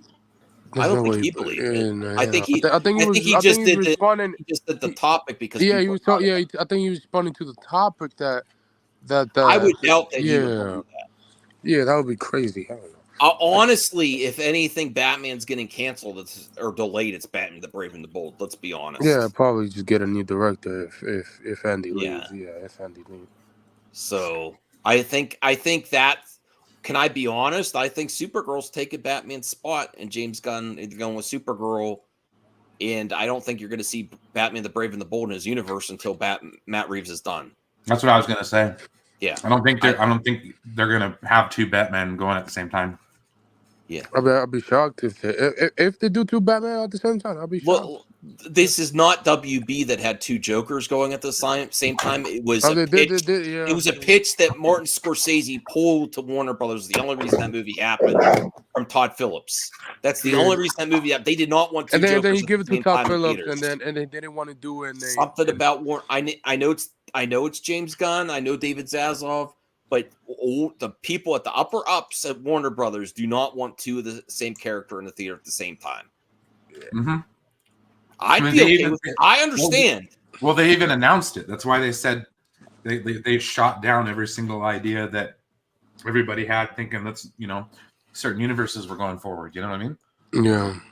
But the only thing that could stop, they could get Batman the 2 and 3 canceled, is if Matt Reeves takes too long and he just is not turning in a treatment, they're gonna move on. Yeah. Other than that, nah, he's gonna do his time. He's gonna take his sweet time and stuff. But then they start filming next year, so that's enough time. We should probably get cast for that movie by the end of this year, but beginning of next year. So, yeah, we'll see.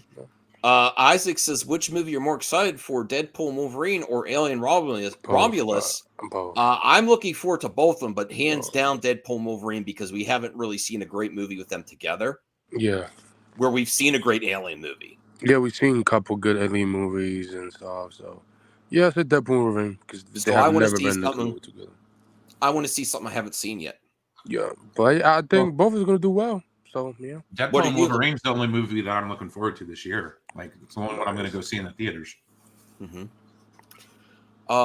I guess we'll just keep going through the mailbag. Then we'll do some good news of Twitter. For sure. Let me see.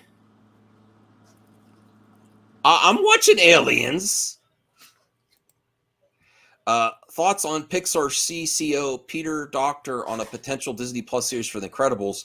Clearly, that's a super entertaining world that feels like it is definitely has more to play with. Listen, just give us a third movie, which I think that might be in the works, and then after that, you could give us spin-offs of the kids. Actually, I saw how much to be more. Thank you, Jacob. I didn't realize we had that much more to go, so I'll do 2 more, and then we'll get to good news of Twitter. Thank you, Jacob. You gave me some more for tomorrow.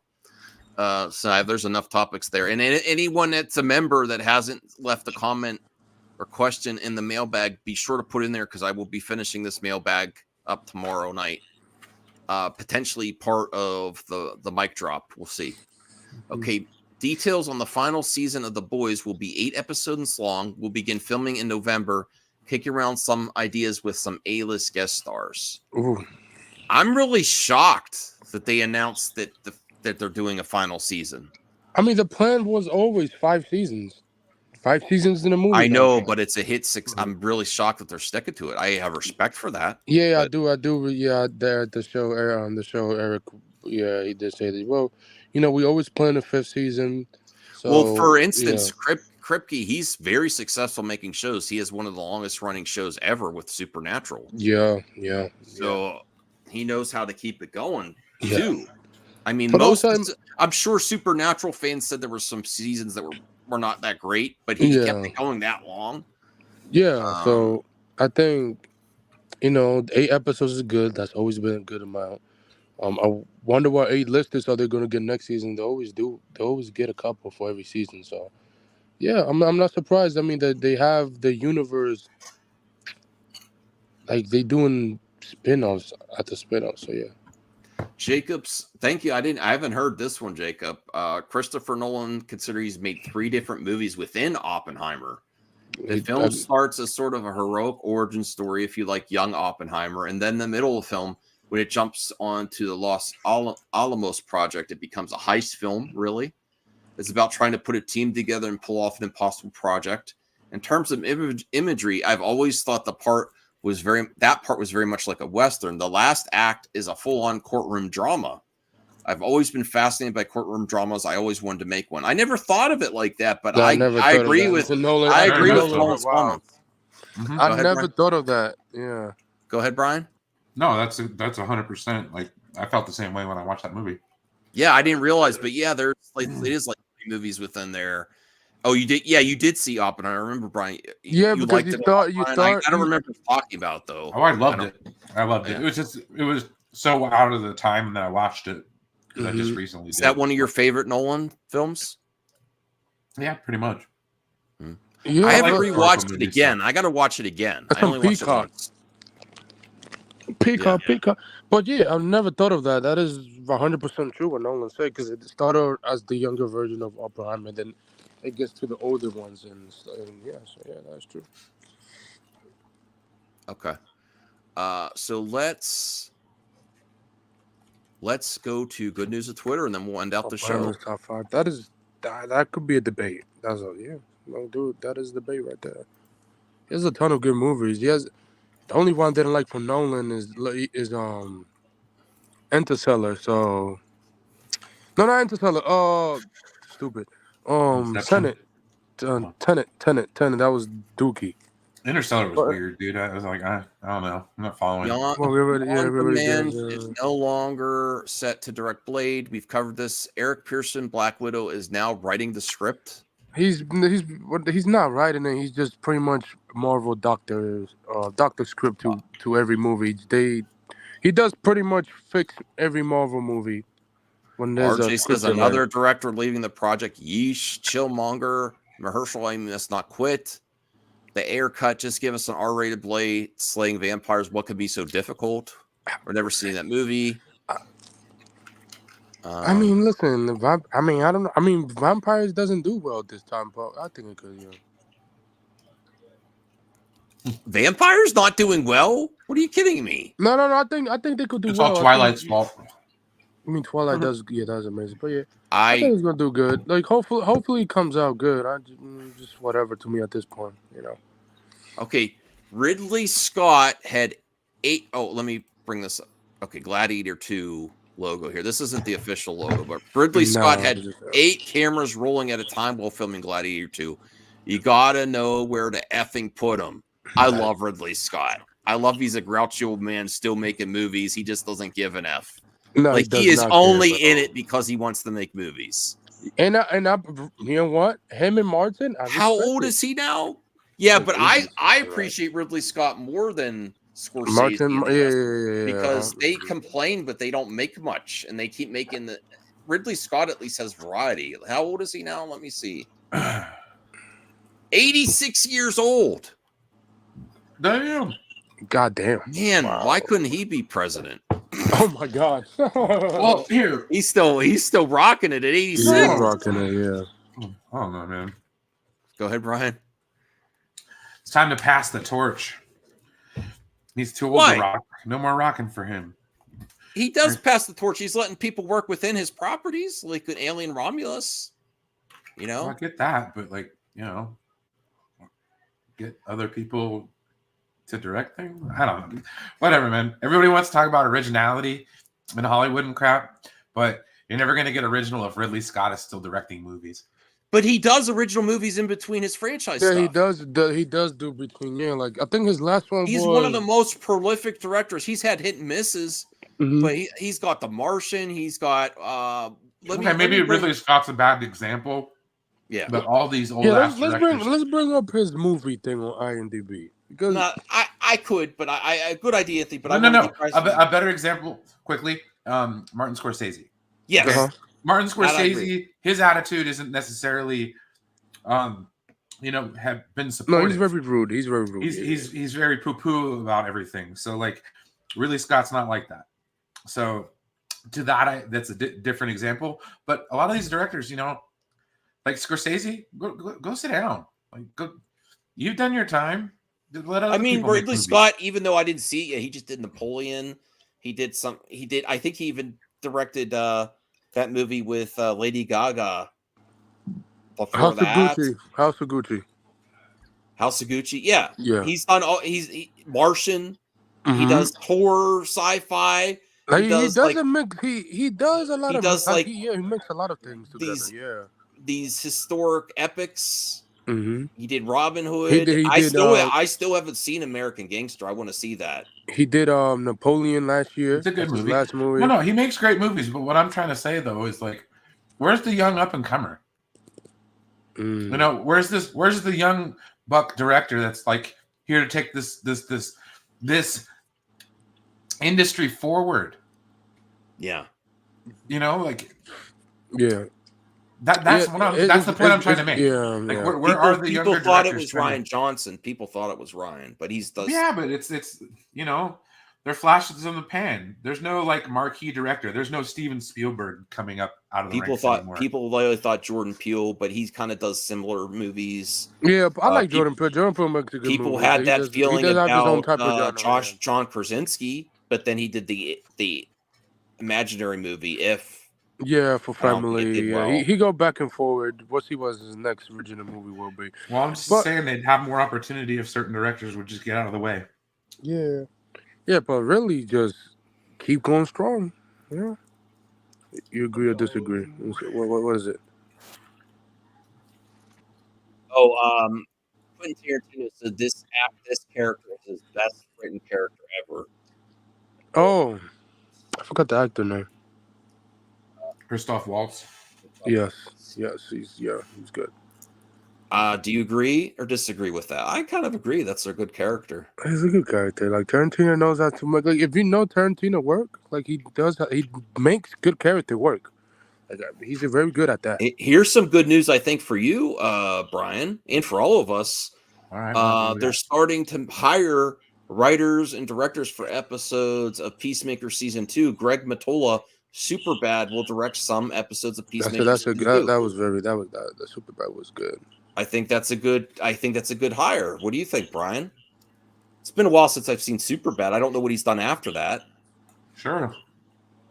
Actually, that does fit him very well because the character is very comedic. And I also like that James Gunn is hiring funny, talented directors to work on his projects. Yeah. Then Peacemaker was very close to him, so yeah, this is a good choice, James Gunn. James Gunn win on this one.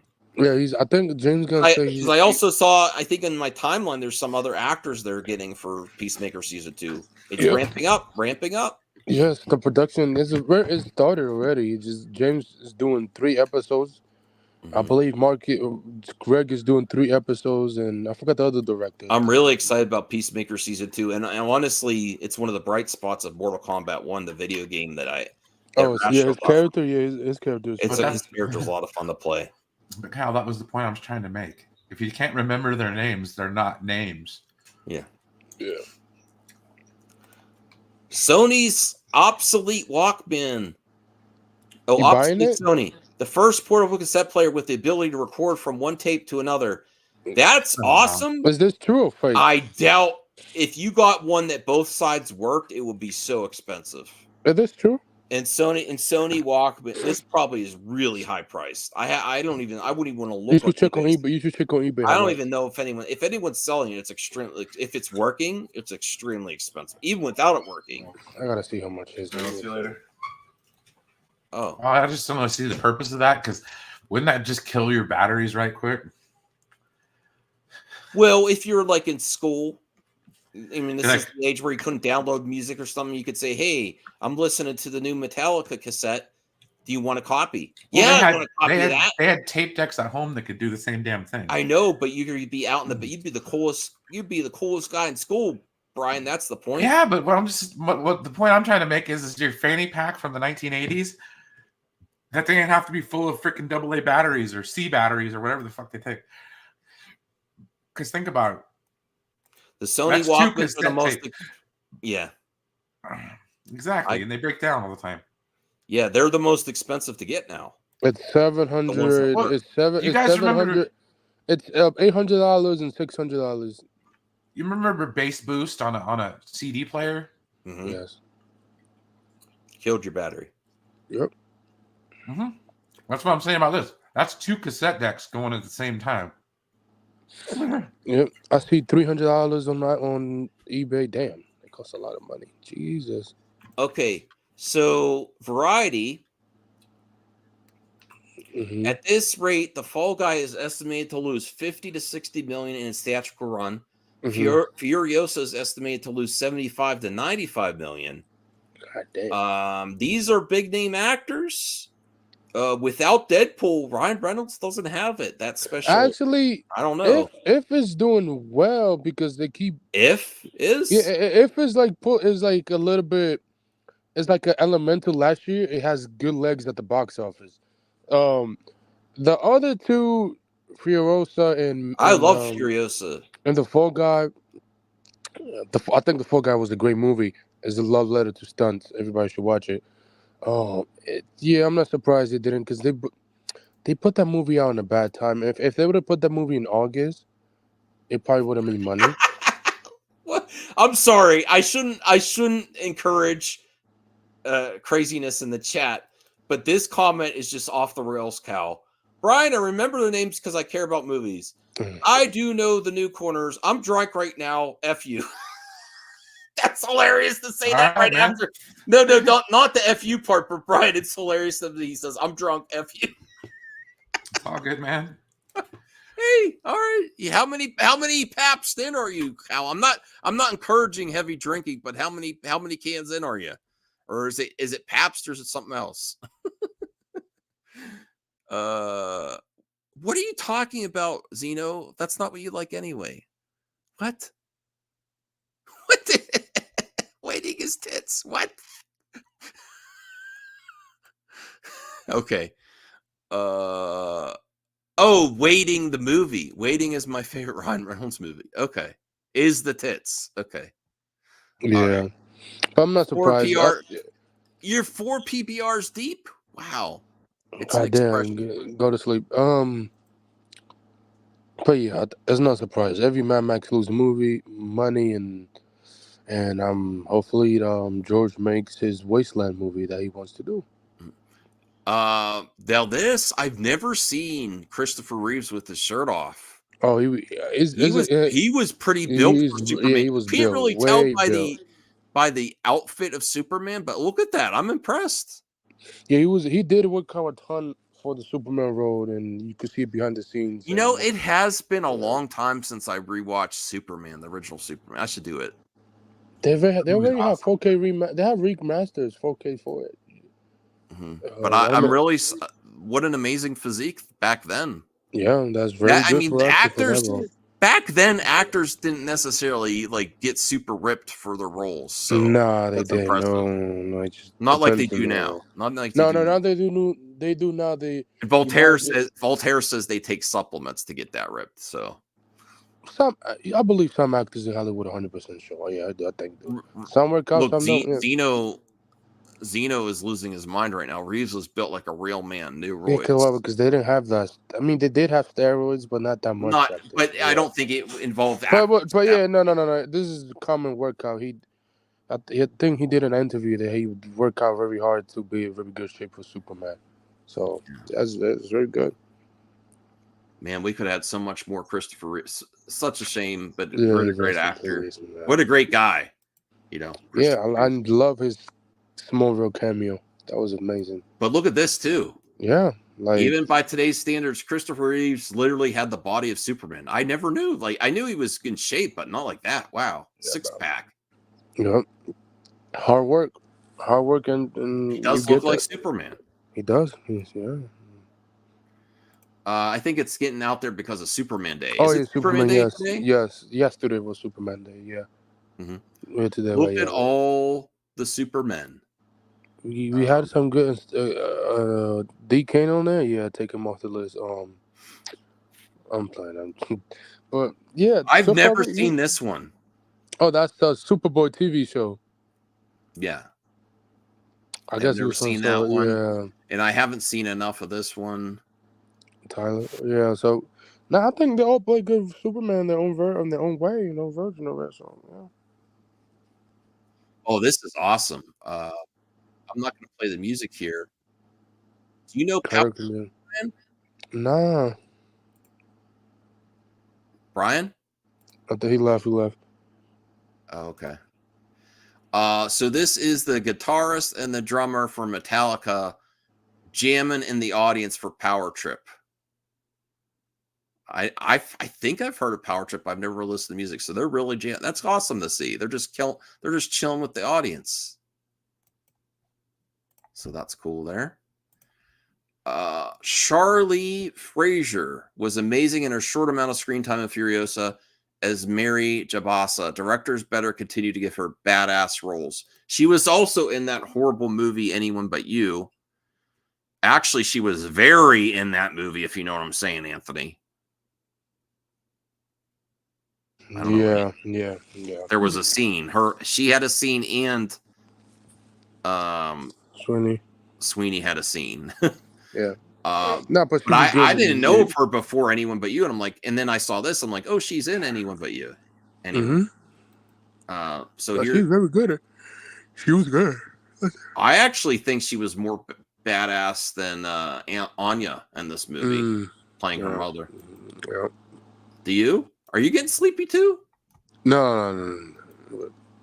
I really liked her.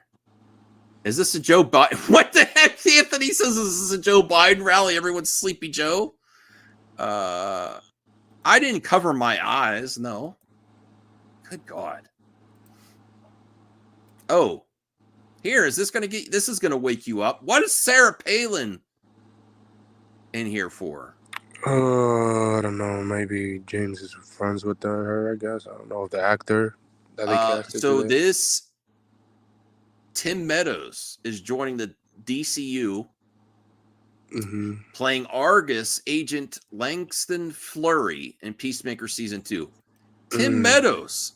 Too bad Brian isn't here. That's Saturday Night Live. That's a great casting. It's also nice to see Tim Meadows is still doing well. He looks really healthy and happy. He looks good. He looks in good shape. Yeah, so I'm very excited about him joining Peacemaker Season 2. Yeah, him playing an agent will be very interesting. And James Gunn loves the cast of Mean Girls. I don't know what that means. Oh, it's because I think he was in the second movie. Here's a picture that goes hard. That's, from a 90s Twitter handle I follow. Yes.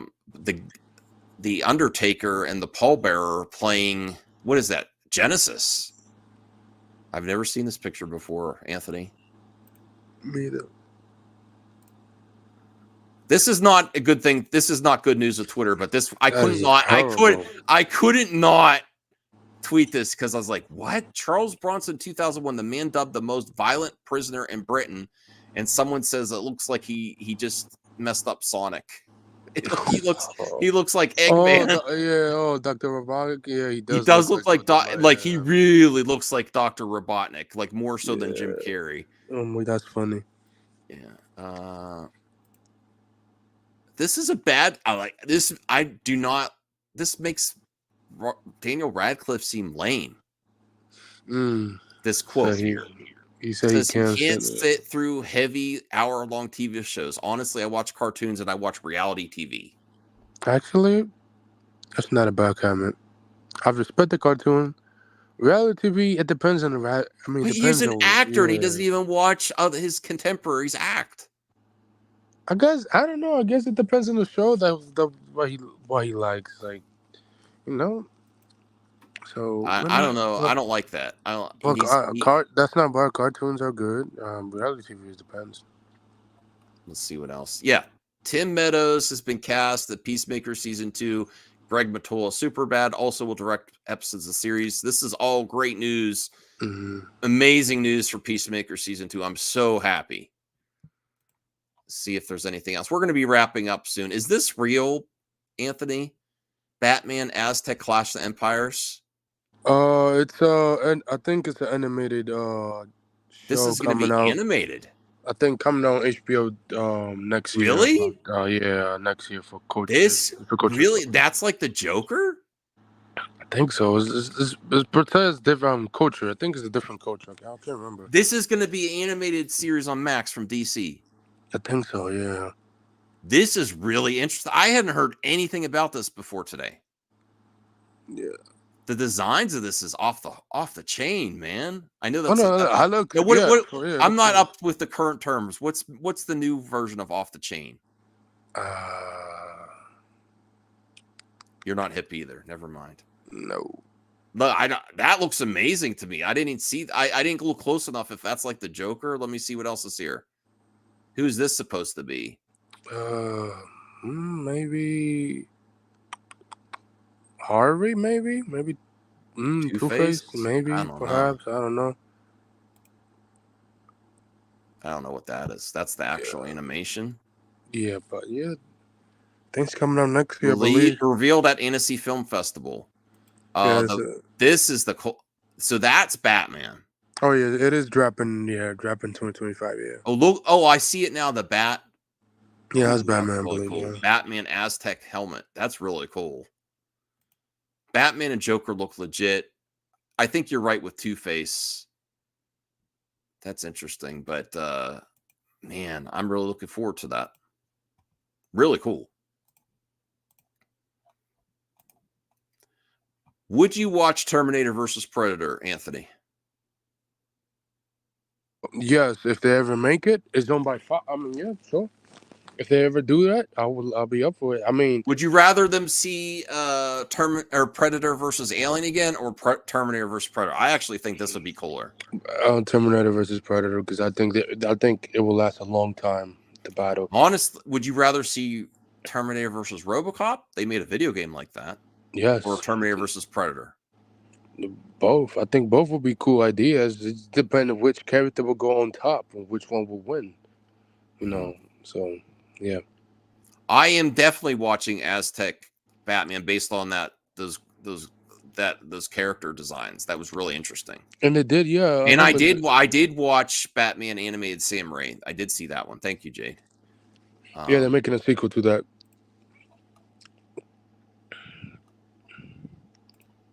Keep Robin Williams out your mother effing mouth, Joe Rogan. 124,000 likes. God damn. Yeah.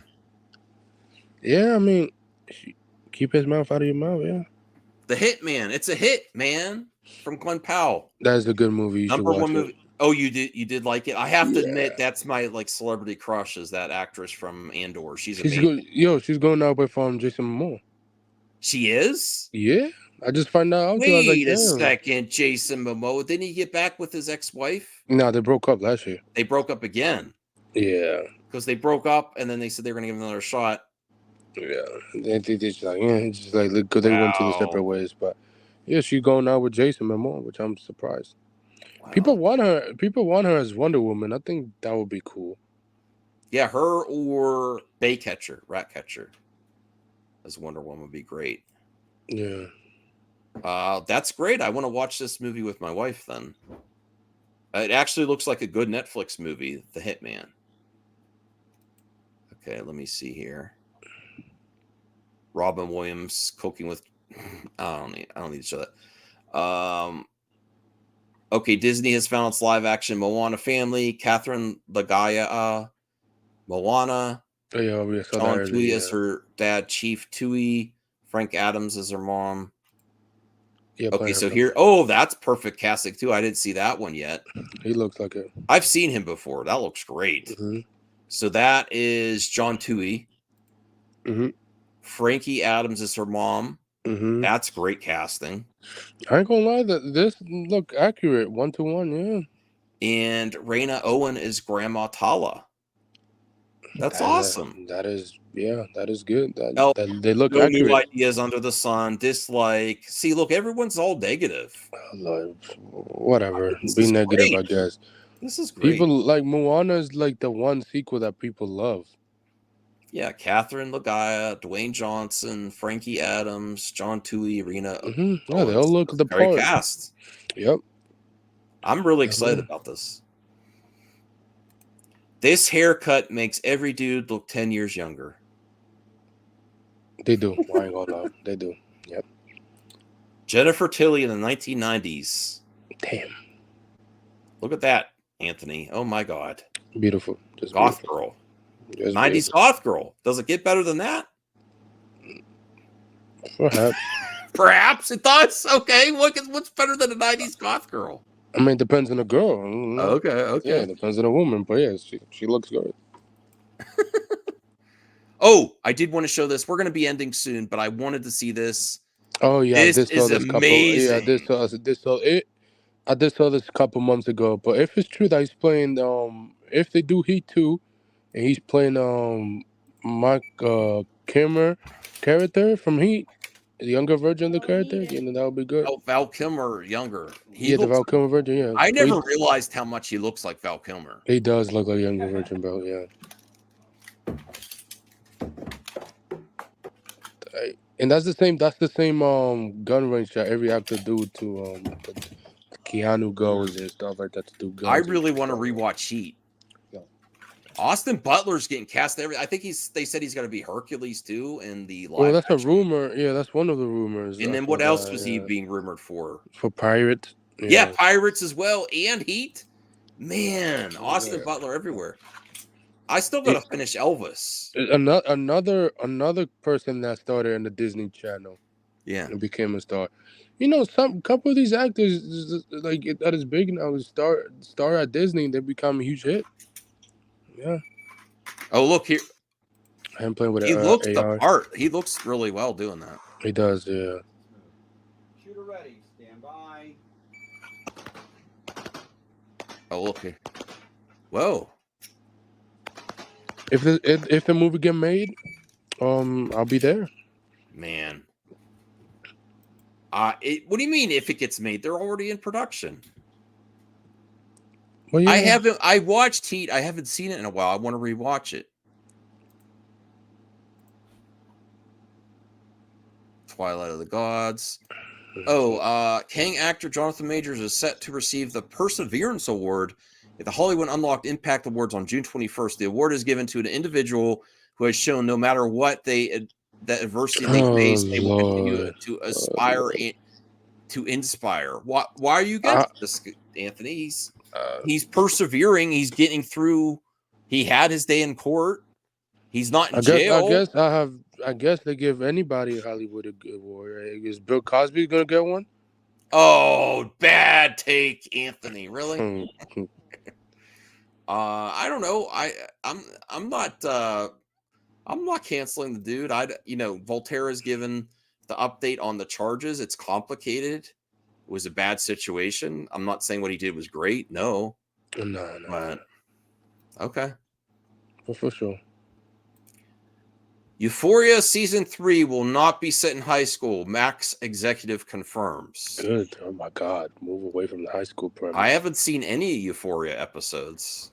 You might like it. I enjoy the first 2 seasons. I don't know if it's for me. I don't know. If it's not for you, but that's okay. But I enjoy it. But I honestly think the stars are getting too big. Oh yeah, they're getting way too big. Yeah, they're getting. If they do one more season, it's probably going to be one's final season. Yeah, this is probably the last season. If there's the season 4, I'll be shocked because they all these 4 girls are stars in Hollywood now. 4 of them? I don't know who these 2 are. No. Zendaya was a star before she joined. Yeah, way before. Yeah, but like I think no, she's not Zeno. I don't know.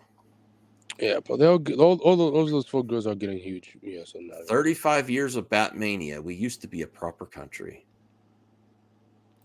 Oh yeah. Batman used to have a ton of collectibles. Yeah. Admit it. At one time in your life, you seriously tried to move an object using the Force. Everybody did. Yeah, everybody did. Yes. Yeah. It's not. I never saw that picture of him promoted the video game. I'm at a stage in my life where I stay out of discussions. If you say 1 + 1 = 5, you're right. Have fun. It's not worth it to argue with people anymore. Yeah, I love Keanu. He's funny. Yeah. Let me see. Oh, here's some more images from Superman sets. Superman downtown Cleveland. Yeah, Cleveland, Ohio. They filming. This looks generic. Does this look like it's a different time period? These stores? Yeah, I think so. Is James Gunn's Superman Legacy? It's no longer called Superman Legacy in a different time. It's not current day Superman. I think he might mix both with it. Like, I don't know. I'm beginning I to do. wonder. Because television, hi-fi stereos, how often do you see that being advertised? Very rare. Unless they do like, yeah, not the. I don't know. It does. It does a little bit. Maybe James is combining both old and futuristic together, which that I would mean, be is did that would be you think dope of that because it would looking at give it a this? different, unique style than the other movies. Did you think of that looking at this? Yeah, I thought about like it looks. What time Damn, period is that's this? a huge building. Swan's Books, like a different book. There's not a lot of bookstores Yeah, there's left. there's not. Yeah. What's up, Hello. RJ? Yeah, I but mean, like, we could send you the link, RJ. It's Anthony's gonna fall asleep if you don't get in here. nah, I'm good. We're almost done though. But not a lot of bookstores. That's probably Lois Lane office, or Jimmy's, or everybody else's office. But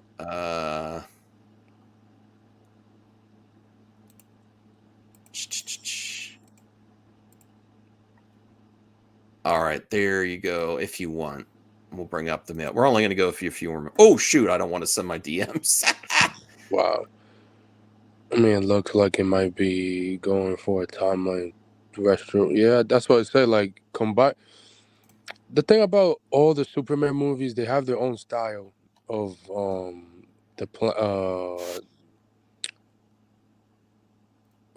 the Deadly Planet. Hey RJ, how's it going? So, Hey, I'm doing okay. Everyone's falling asleep here. Anthony Cheeseman said, "What is this? The Sleepy Biden stream?" We're almost finishing though. Oh, okay. Yeah, Did you- I passed out a little bit earlier, so that's why I'm only awake just now, and I'm waking up to so many crazy things right now. So, Oh really? I don't know. There's nothing crazy happening here. why? Yeah, it's Oh, how do I put this? So I woke up and everyone's freaking the hell out, and I took a look, and a prominent video game leaker apparently has been outed as pretending to be an Asian woman and is actually secretly a white guy who lives in the Bronx. oh my god, who is this? It's nobody that you would know or care about, but You don't know. I I watch video game stuff. No, like A video game leaker. Yeah, like a video game leaker account on social media. Apparently, there's like this huge expose document that came out, and like all the journalists are talking about this, and apparently this person was pretending to be a Japanese woman the entire time. Okay, that's alright. That's messed up. Wait. Yeah, that's what I woke up to, and I'm just like, what is happening? Why do you think Pedro was calling me protector to his fans? There's a reason. There are stories you don't know. Gina Carano talking on reconnecting with Pedro Pascal recently. Reconnecting? That's what I want to hear this clip here. I believe in Me and Pedro reconnected after Carl Weathers passed away. Oh, okay. That's nice. I like to hear that. Nice. You know, that is sad of Carl's. I loved Carl Weathers. Man, I was shocked when he passed away. I was like, damn. So that's good that there's not so much animosity there that they can't talk to each other. Like, obviously, if Gina and Pedro could get along, whatever. Yes. And there's all these lies and all these weird stories that people make up in their heads. And one thing I can say is I adore Pedro. Carl, and he said nice one thing Gina to me. too. He said, "You and Carl were protectors," and that means so much to me that he remembers me and our time together as me being a protector. And it's important, like people don't know. Oh, this is on Tucker Carlson. Never mind. I don't want to watch the end of it. No, I'm just kidding. I don't care. That's still. I'm still happy that they had. Forgot a nice Tucker moment is after Carl. first. Yeah. Hey, that's good, I guess. What Voltaire? As I predicted, Gina's case will proceed. Discovery is going to be wild. Oh, I didn't know. I didn't have the update. We can also cover that tomorrow night on the mic drop. Oh yeah, RJ, did you see? Do you see the scrolling thing at the bottom? You have a voicemail now? Yes, I'm doing something Do that you want no people to other leave like creepy no. messages? So what it Nah, is, I did want. I was gonna say that. me and Voltaire workshopped, and he said I would like a voicemail where people can leave a minute or 2-minute hot takes, but instead of calling hot takes, we're calling them mic drops. It's the coolest, newest, freshest way to say you have a hot take is you have a mic drop, and then we are going to rate the mic drops and put you in the mic drop Hall of Fame. Me and Voltaire, we are the judges of your mic drops. Oh, okay. So you can leave a topic, a hot take. Please, everyone, leave one. No, Zeno, I know you're being trollish a little bit, but she does look a little bit better than a few months ago. I don't know what was going on. I still think she's beautiful regardless. I don't like her Twitter activity, but whose Twitter activity do I really like? I don't, but shut up, Zeno. Eats fruit. No. But I think I'm glad to see her looking a little bit better, and that she had a nice moment with Pedro going into her court case against Disney. And I actually am for the court case because it sets precedent for actors in Hollywood, and I'm even more so for Gina now than I was after the Scream actress got fired. So RJ, I think this is precedent because of situations like that. I think the Scream situation with that actress was pretty horrendous. Yeah, it was pretty bad. Yeah. So maybe if she gets some bucks off of Disney, maybe the next one that won't happen. The next actor or actress that won't happen then too. Cybersouse is out. I didn't know you were here. Thank you for coming and leaving. Question. I haven't actually had the chance to talk to you about this. What did you think of Acolyte episode 3? I loved it because it expanded the universe instead of I think the sequel trilogy kind of closes it down. It actually made the sequel trilogy a little bit better for me. Rise of Skywalker, I want to rewatch it with the dyad, Kylo and Rey. I'm glad you enjoyed it, and we'll leave it at that. Well, because I hated it. Okay, that's fine. I really Vince, you left me a voicemail. Me and Voltaire voicemail. Awesome. I really didn't like it, but I'm still gonna keep with the series and still keep watching. I mean, I like the first episode. They're fine. Oh, fist bump at a pizza. Okay. Hey, Cybercells, if you would like to leave a mic drop on the voicemail, Voltaire's really excited about this. Really excited about it. I told him no one's ever done that before, Voltaire. I'm just kidding. Everyone's done that. But it's our first time trying it. And then international, like Taladia says, I can't really call you. It's going to cost minutes. I said, well, then just add us at Twitter at Voltaire, at Voltaire's Twitter handle or my Twitter handle. But But the real story is, why do you think Pedro's calling me a protector? To his fans, I there's a reason, and there's stories that you don't know. Okay. I don't know about that. Yeah, his fans hate you on social media, for sure. No, when they were going after Pedro, after her, Pedro did this, I think she was standing by Pedro's. No, I'm not talking about that. I'm talking about his fans don't like her. Yeah, I don't mind her going, defending him for sure. Spoiler warning. She wasn't there at the end of that episode 3. Oh, yeah.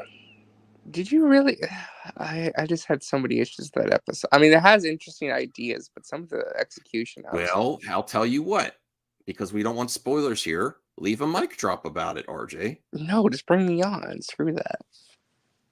No, we have different guests It for tomorrow. take longer than a minute voicemail for me to explain everything. But yeah, Look at this Wolverine hot toy. It's a beautiful toy. That is a beautiful. Does that mean the mask is confirmed? It is in the movie. I don't think he wears that. I don't think he wear it for maybe 15 minutes in the movie. I think less than that. Probably for one action scene. They're probably going to do a joke about it, right? Maybe. Yeah, if he wears the mask in the movie, it'll probably be for one scene. Deadpool and Wolverine, like Beauty and the Beast. Yeah, I thought that was funny. I thought that was fake at first, but apparently it's the French poster. That's kind of funny. Daniel Gray, the Crow reboot. I'm not surprised that movie's ass regardless. I think By the way, that's I am about looking it. forward to Twilight of the Gods. Actually, looks legit. Oh, yeah, that looks good. Yeah. Okay, so Daniel Craig is Benoit Blanc in Knives Out 3. Filming has now begun. I can't wait for the movie next year. Dave cast, so it became a meme that there's this person's cast for Knives Out 3. It's like he's casting it. Yeah, we got an update on Knives Out every day. I was like, damn. Mm-hmm. And we got news in the weekend. Real quick, I don't hate the show. I just didn't like this episode. Like, I'm still gonna keep watching the show. I'm still gonna keep watching it. I'm not giving up on it. Like, I just didn't like that particular episode and the way things were executed. I just thought they're like. Well, I did think the chant was cringe. Oh my god! Don't even get me started with that. That was so bad. And look, I said this on Perp Stream, but it's just like, for me, it's just like, I don't want to be mean about it because I don't want to be rude. It's just like the two child actors, it's not their fault, and I want to make that very clear. Like, it comes down to direction. I thought they were great. Oh man, I'm sorry, but like their performances just dragged down that episode for me a lot because like it just made it very hard to believe what was happening and invest with that because I don't think it was very good. Like, it was, I mean, that's just the history of child actors in Star Wars in general, but like it was just really, man, I was like, oh god, it was rough. It was a little rough. I gotta be honest. Okay, fair enough. I'm in the minority of people that really enjoyed it. I think it's some of the best Star Wars I've seen. Better than Andor? Different. I really loved Andor, but I like how this expanded. Like, I like that there's different interpretations of the Force, different religions and cults, and that's been in the stuff before. But I honestly, everyone, like, we know how the Force works. No, you don't. Like, look at Earth. There's so many religions and people. Every religion thinks they know how God is and how everything in the afterlife is and what happens to you. But listen, there's so many interpretations. I mean, I think it's kind of cool that you have different groups out there that interpret the Force differently. That's fine with me. I kind of have an issue with, well, if I can go full spoilers, I just have. No, you can't. This is not. I'm going to do that on another thing, because we're wrapping up soon here. We're going to be talking forever about it. I'm just saying, I have a fundamental issue with some of the things. I think it shrinks the universe and makes other characters less special, and it just, I'm not sure why this series is trying to tie itself in so hard to the Skywalker stuff, but it really doesn't need to. It should be its own thing. President of Physical Media, researchers have developed a new physical media disk, can store 100 terabytes. Disk can last 50 to 100 years. Now, if this is real, that's interesting, but I don't know of any studio or video game company that would want to put their product on a disc that lasts 50 to 100 years. Well, I think that's like extreme. I think it's like an extreme case where it's like, yeah, like you leave it out there, like leave it in the elements, it'll be fine 50 to 100 years. Yeah. I don't think that the companies in charge of all these IP would want to put their product on a disc that lasts that long. Well, I think physical media, like, I think they're still going to be invested with it. It's just going to be more. But what if they did? Okay, so there's 4K exists now. The sales have slowed down. It's not as good as the sales are not as good as Blu-ray, and they're still not as good as DVD. DVD is still king. Imagine if they put 8K movies on this new medium. Do you think studios would be okay with that?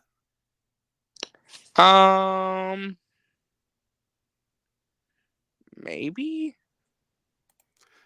I don't know. I doubt that the movie companies would want to put. I think that there potentially could be.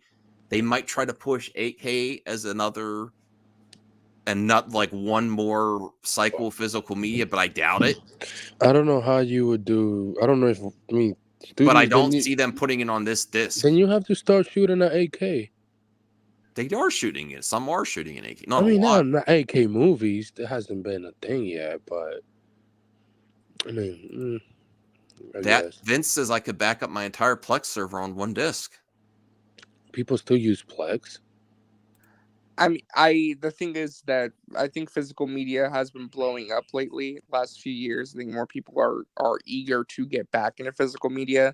I mean, I just think it's going to become more of a collector's thing, where it's not necessarily going to be like, I mean, because just recently Disney decided to put out all of their streaming content, like all their Marvel and Star Wars shows, on physical media, right?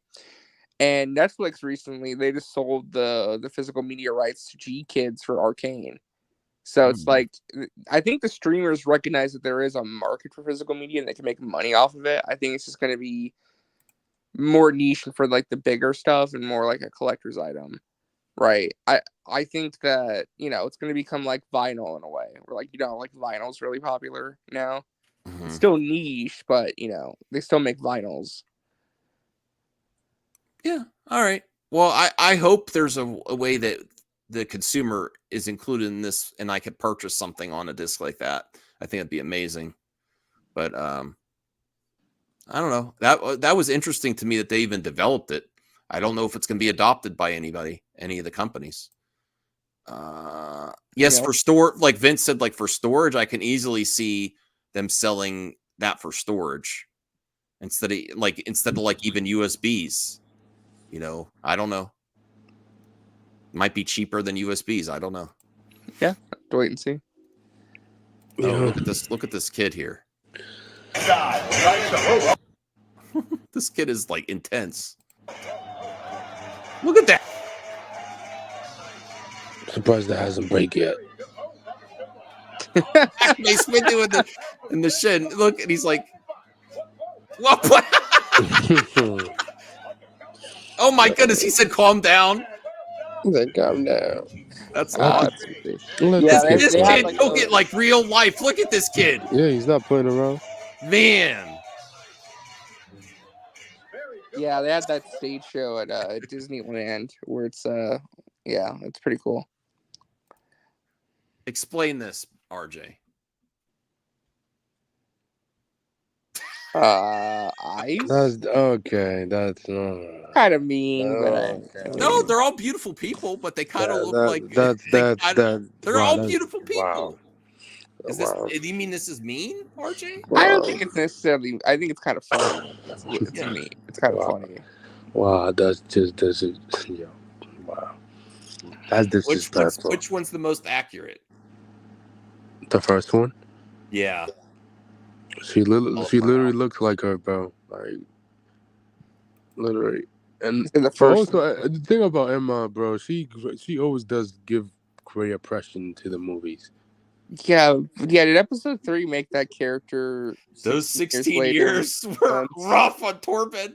Yeah, it was. I ain't gonna lie. He damn. Full head of hair, curly hair, and then he's got a receding hairline and scars. You know what? I gotta give props to the makeup team. That is amazing. Do you? That's the one thing I could criticize is Torben older. He did not look good.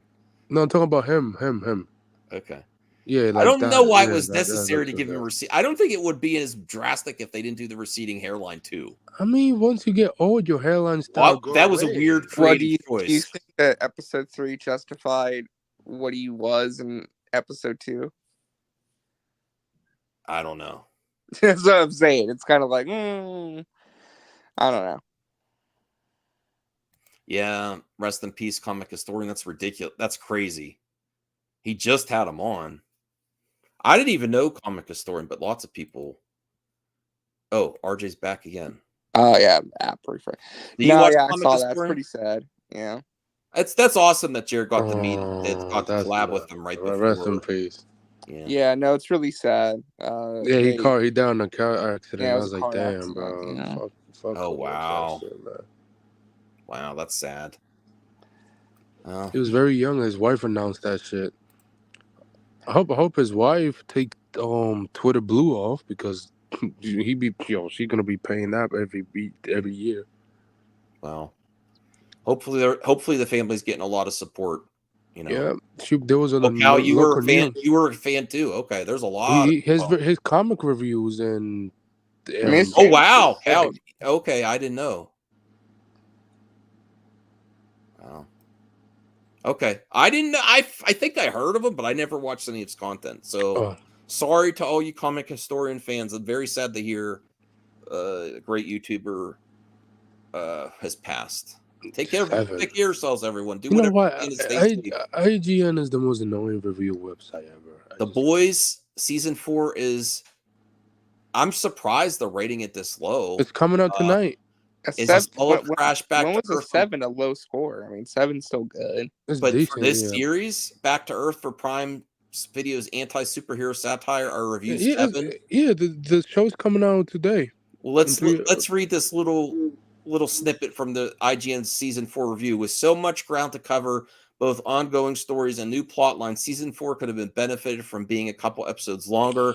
Season 4 feels like a fuse slowly fizzling toward the last episode, but the fireworks ignites are relatively dinky compared to what the boys have done in the past. I mean, I've seen nothing but really positive reviews. I don't know. IGN and the 7 is mid. Well, 7 IGN does mid. get a lot of 7s. Yeah, it's not mid, but I was expecting better. Best tattoo cover up I've ever seen. That is pretty good. That actually is pretty cool. That's a good idea. Oh yeah, because if you get the laser removal, oh my god, that will hurt. Yeah, good luck with that. Where the heck did you get that first one in prison? Where did you? Well, I don't think you'd get a Pikachu tattoo in prison, but you never know. So awful. If you did, damn, that would be impressive. Somebody must very be good. I don't know. I don't think that artist. Pikachu's that bad. Yeah, it's pretty. No, it's not. It looks like it looked like the team. It looked like the Temu version of Pikachu. And what does he have? He has a Heineken too. What is that? He's got like a little beer on his paint. Beard.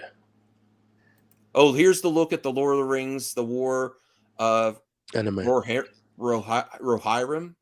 Yeah. Do you know everything about this match? No. Oh, yeah. I forgot. To cover this earlier. That it is the first female-led Lord of the Rings movie ever. Well, no, I don't care about that. This is animated by a Japanese animation studio over in Japan, directed by Kenji Kamiyama, who did he did a couple episodes of Star Wars Visions, but he's also the director of Ghost in the Shell standalone complex. Oh, okay. Yes, this is all Japan. This is all Japan making this. It's basically like Lord of the Rings Visions. Kinda. It's going to tell a story. Yeah, it's going to tell. But it's also going to be a 2.5 hour movie. Nice art. 2.5 hour long movie. I'm interested in it now. Her character. Yeah, I'm very excited for those. But okay. I think they're gonna drop a trailer soon. I think it looks great, at least visually. Okay, we'll end with this, James Gunn. Since RJ has the direct connection to James, we'll let you handle this. Why don't you say what the person on X said first, and then James Gunn's response. RJ, go ahead. I had a thread about what fandom is the most toxic. How about which fandom is the kindest? I find most fandoms. And then your best friend's response. No, I'm just kidding. Go ahead. I find most fandoms are overall very kind, just the loud voices on social media that make it seem otherwise. But overall, I'd say horror movie fans are the kindest. Horror movie fans are pretty legit. That's James I ain't gonna lie. Yeah, I mean, you never hear about horror movie fans going crazy. Yeah, because they don't cry. Like they have a lot of missteps too, and they just keep rolling. They just go with the reboots too. They just keep rolling. They don't give a F if the movie's bad. James Gunn, your BFF, yeah. Well, I think horror movie fans are also more willing to check out new stuff too. Yeah, they do check out every new horror movie out there. That's the reason why they make $50-30 million profit. And then I am not going to ask the panel what's the worst fandom, because I'm sure it's going to get responses. Star Wars. No. I don't know. Well, there's a couple. Yeah, I know RJ can go on a rant, but we're not going to go there. Listen. To me, it always will be Star Wars. Do we all agree that horror is the best, though? Yes. Yeah, they're up there. Sony fanboys are really getting on my nerves lately. Oh. I'm talking about Anthony and Bruce. About the PlayStation. Xbox brought it, bro. How do you respond to that, Anthony? Xbox I mean, brought it Xbox, on the showcase. I think even if you don't like Xbox as a brand, they easily had the best showcase. I'll be honest. That show was ass. There's nothing interesting in that show. No, no, that's cap. That's cap. I'm not joking. They did great. I give them props. They did great for the first time in 3 decades. How about that? No, last year they had a good showcase too. I'm gonna review Evil Dead. Rhea got me the thing on 4K. I'm gonna watch it for sure now. Nice. Now, but the Xbox, congratulations for Xbox. They did great, and PlayStation beat them every time in the market. But Well, so Bad far Boys- Xbox actually has games coming out.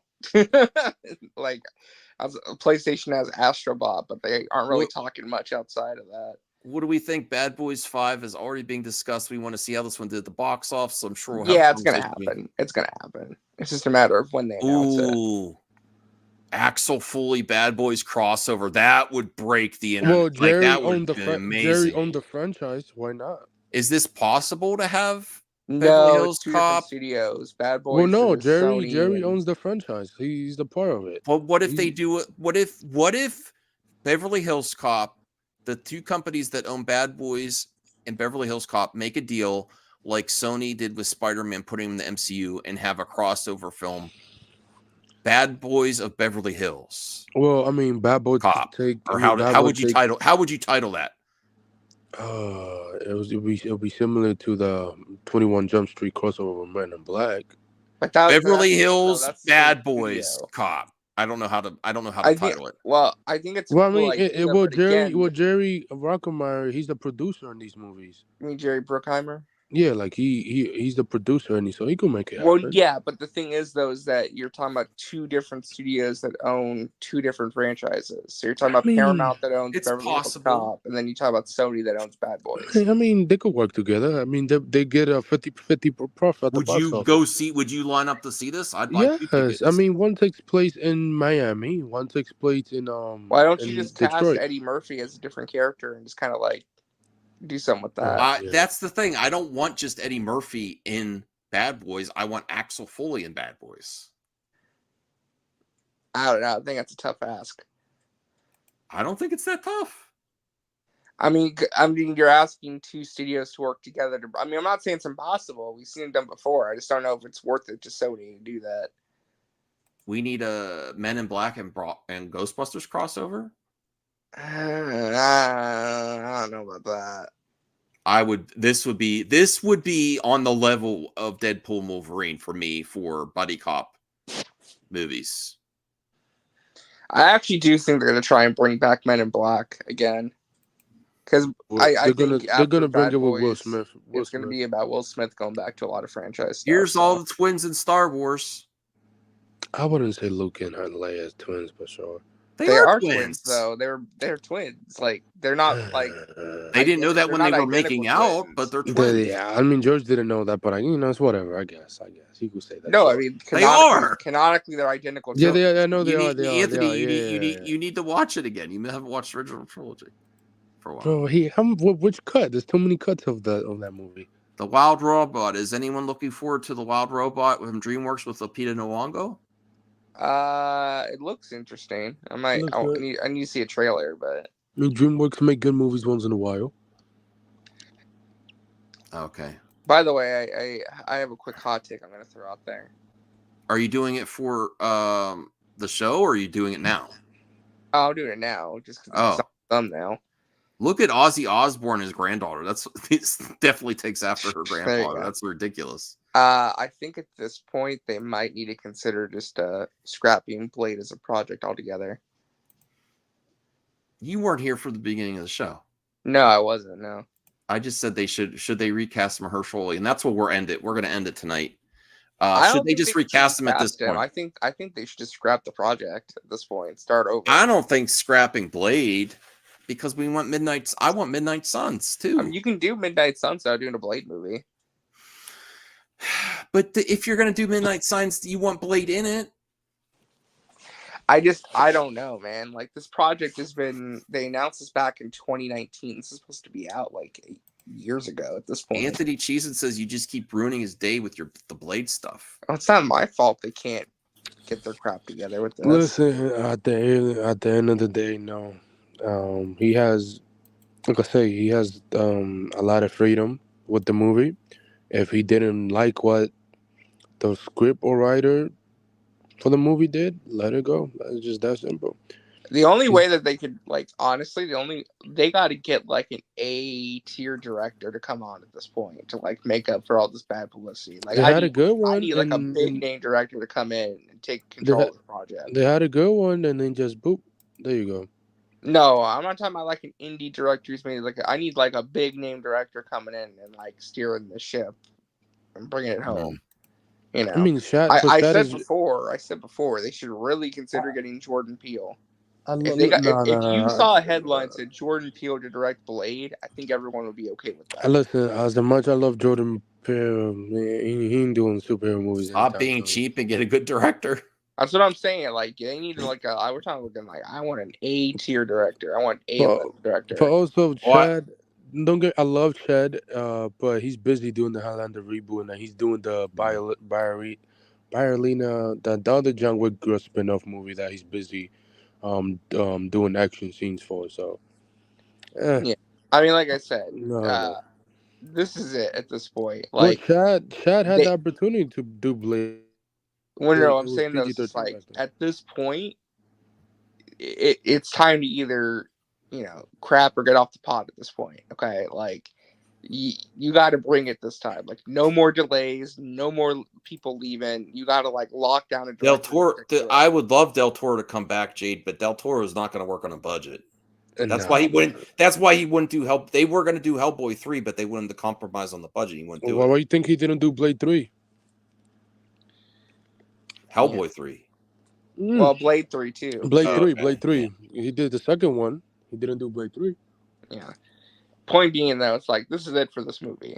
Like if this thing gets like delayed again, they lose another director or another writer, like I'm done. Like No, I just think Mahershala Ali has too much freedom with the movie. What? I don't see anything. What are you doing? What the fuck? What is this? Oh yeah, StreamYard added new features as well. Like I think like a thumbnail thing as well. We can add something to the screen. What does it look like? Okay. Well, thank you all for watching. If I can't believe how many people stayed to the end of the show. Hey. No, I do not want Zack Snyder to direct Blade. I don't know. I'm good, brother. Let him do his original stuff. Doodle ass Netflix. Well, he's coming back to Warner Brothers though, so yeah, to produce Watchmen. No, he's directing. No, he's directing. He's going to be directing that. Oh, he's directing the Watchmen TV series. No, the 300 TV series. Like he's directly working with them again. 300 TV series. Yeah, he's probably direct the first 2 or 3 episodes of that. Yeah. Mm-hmm. So never say never. What comment? What are you talking about? What comment? What are you talking about? Let me see which one. Oh, I think he's talking about Douglas. Read that, Max, then you can end it. Okay. Well, let me see. Which one? Sorry for not being there for the outro. Oh, for the outro.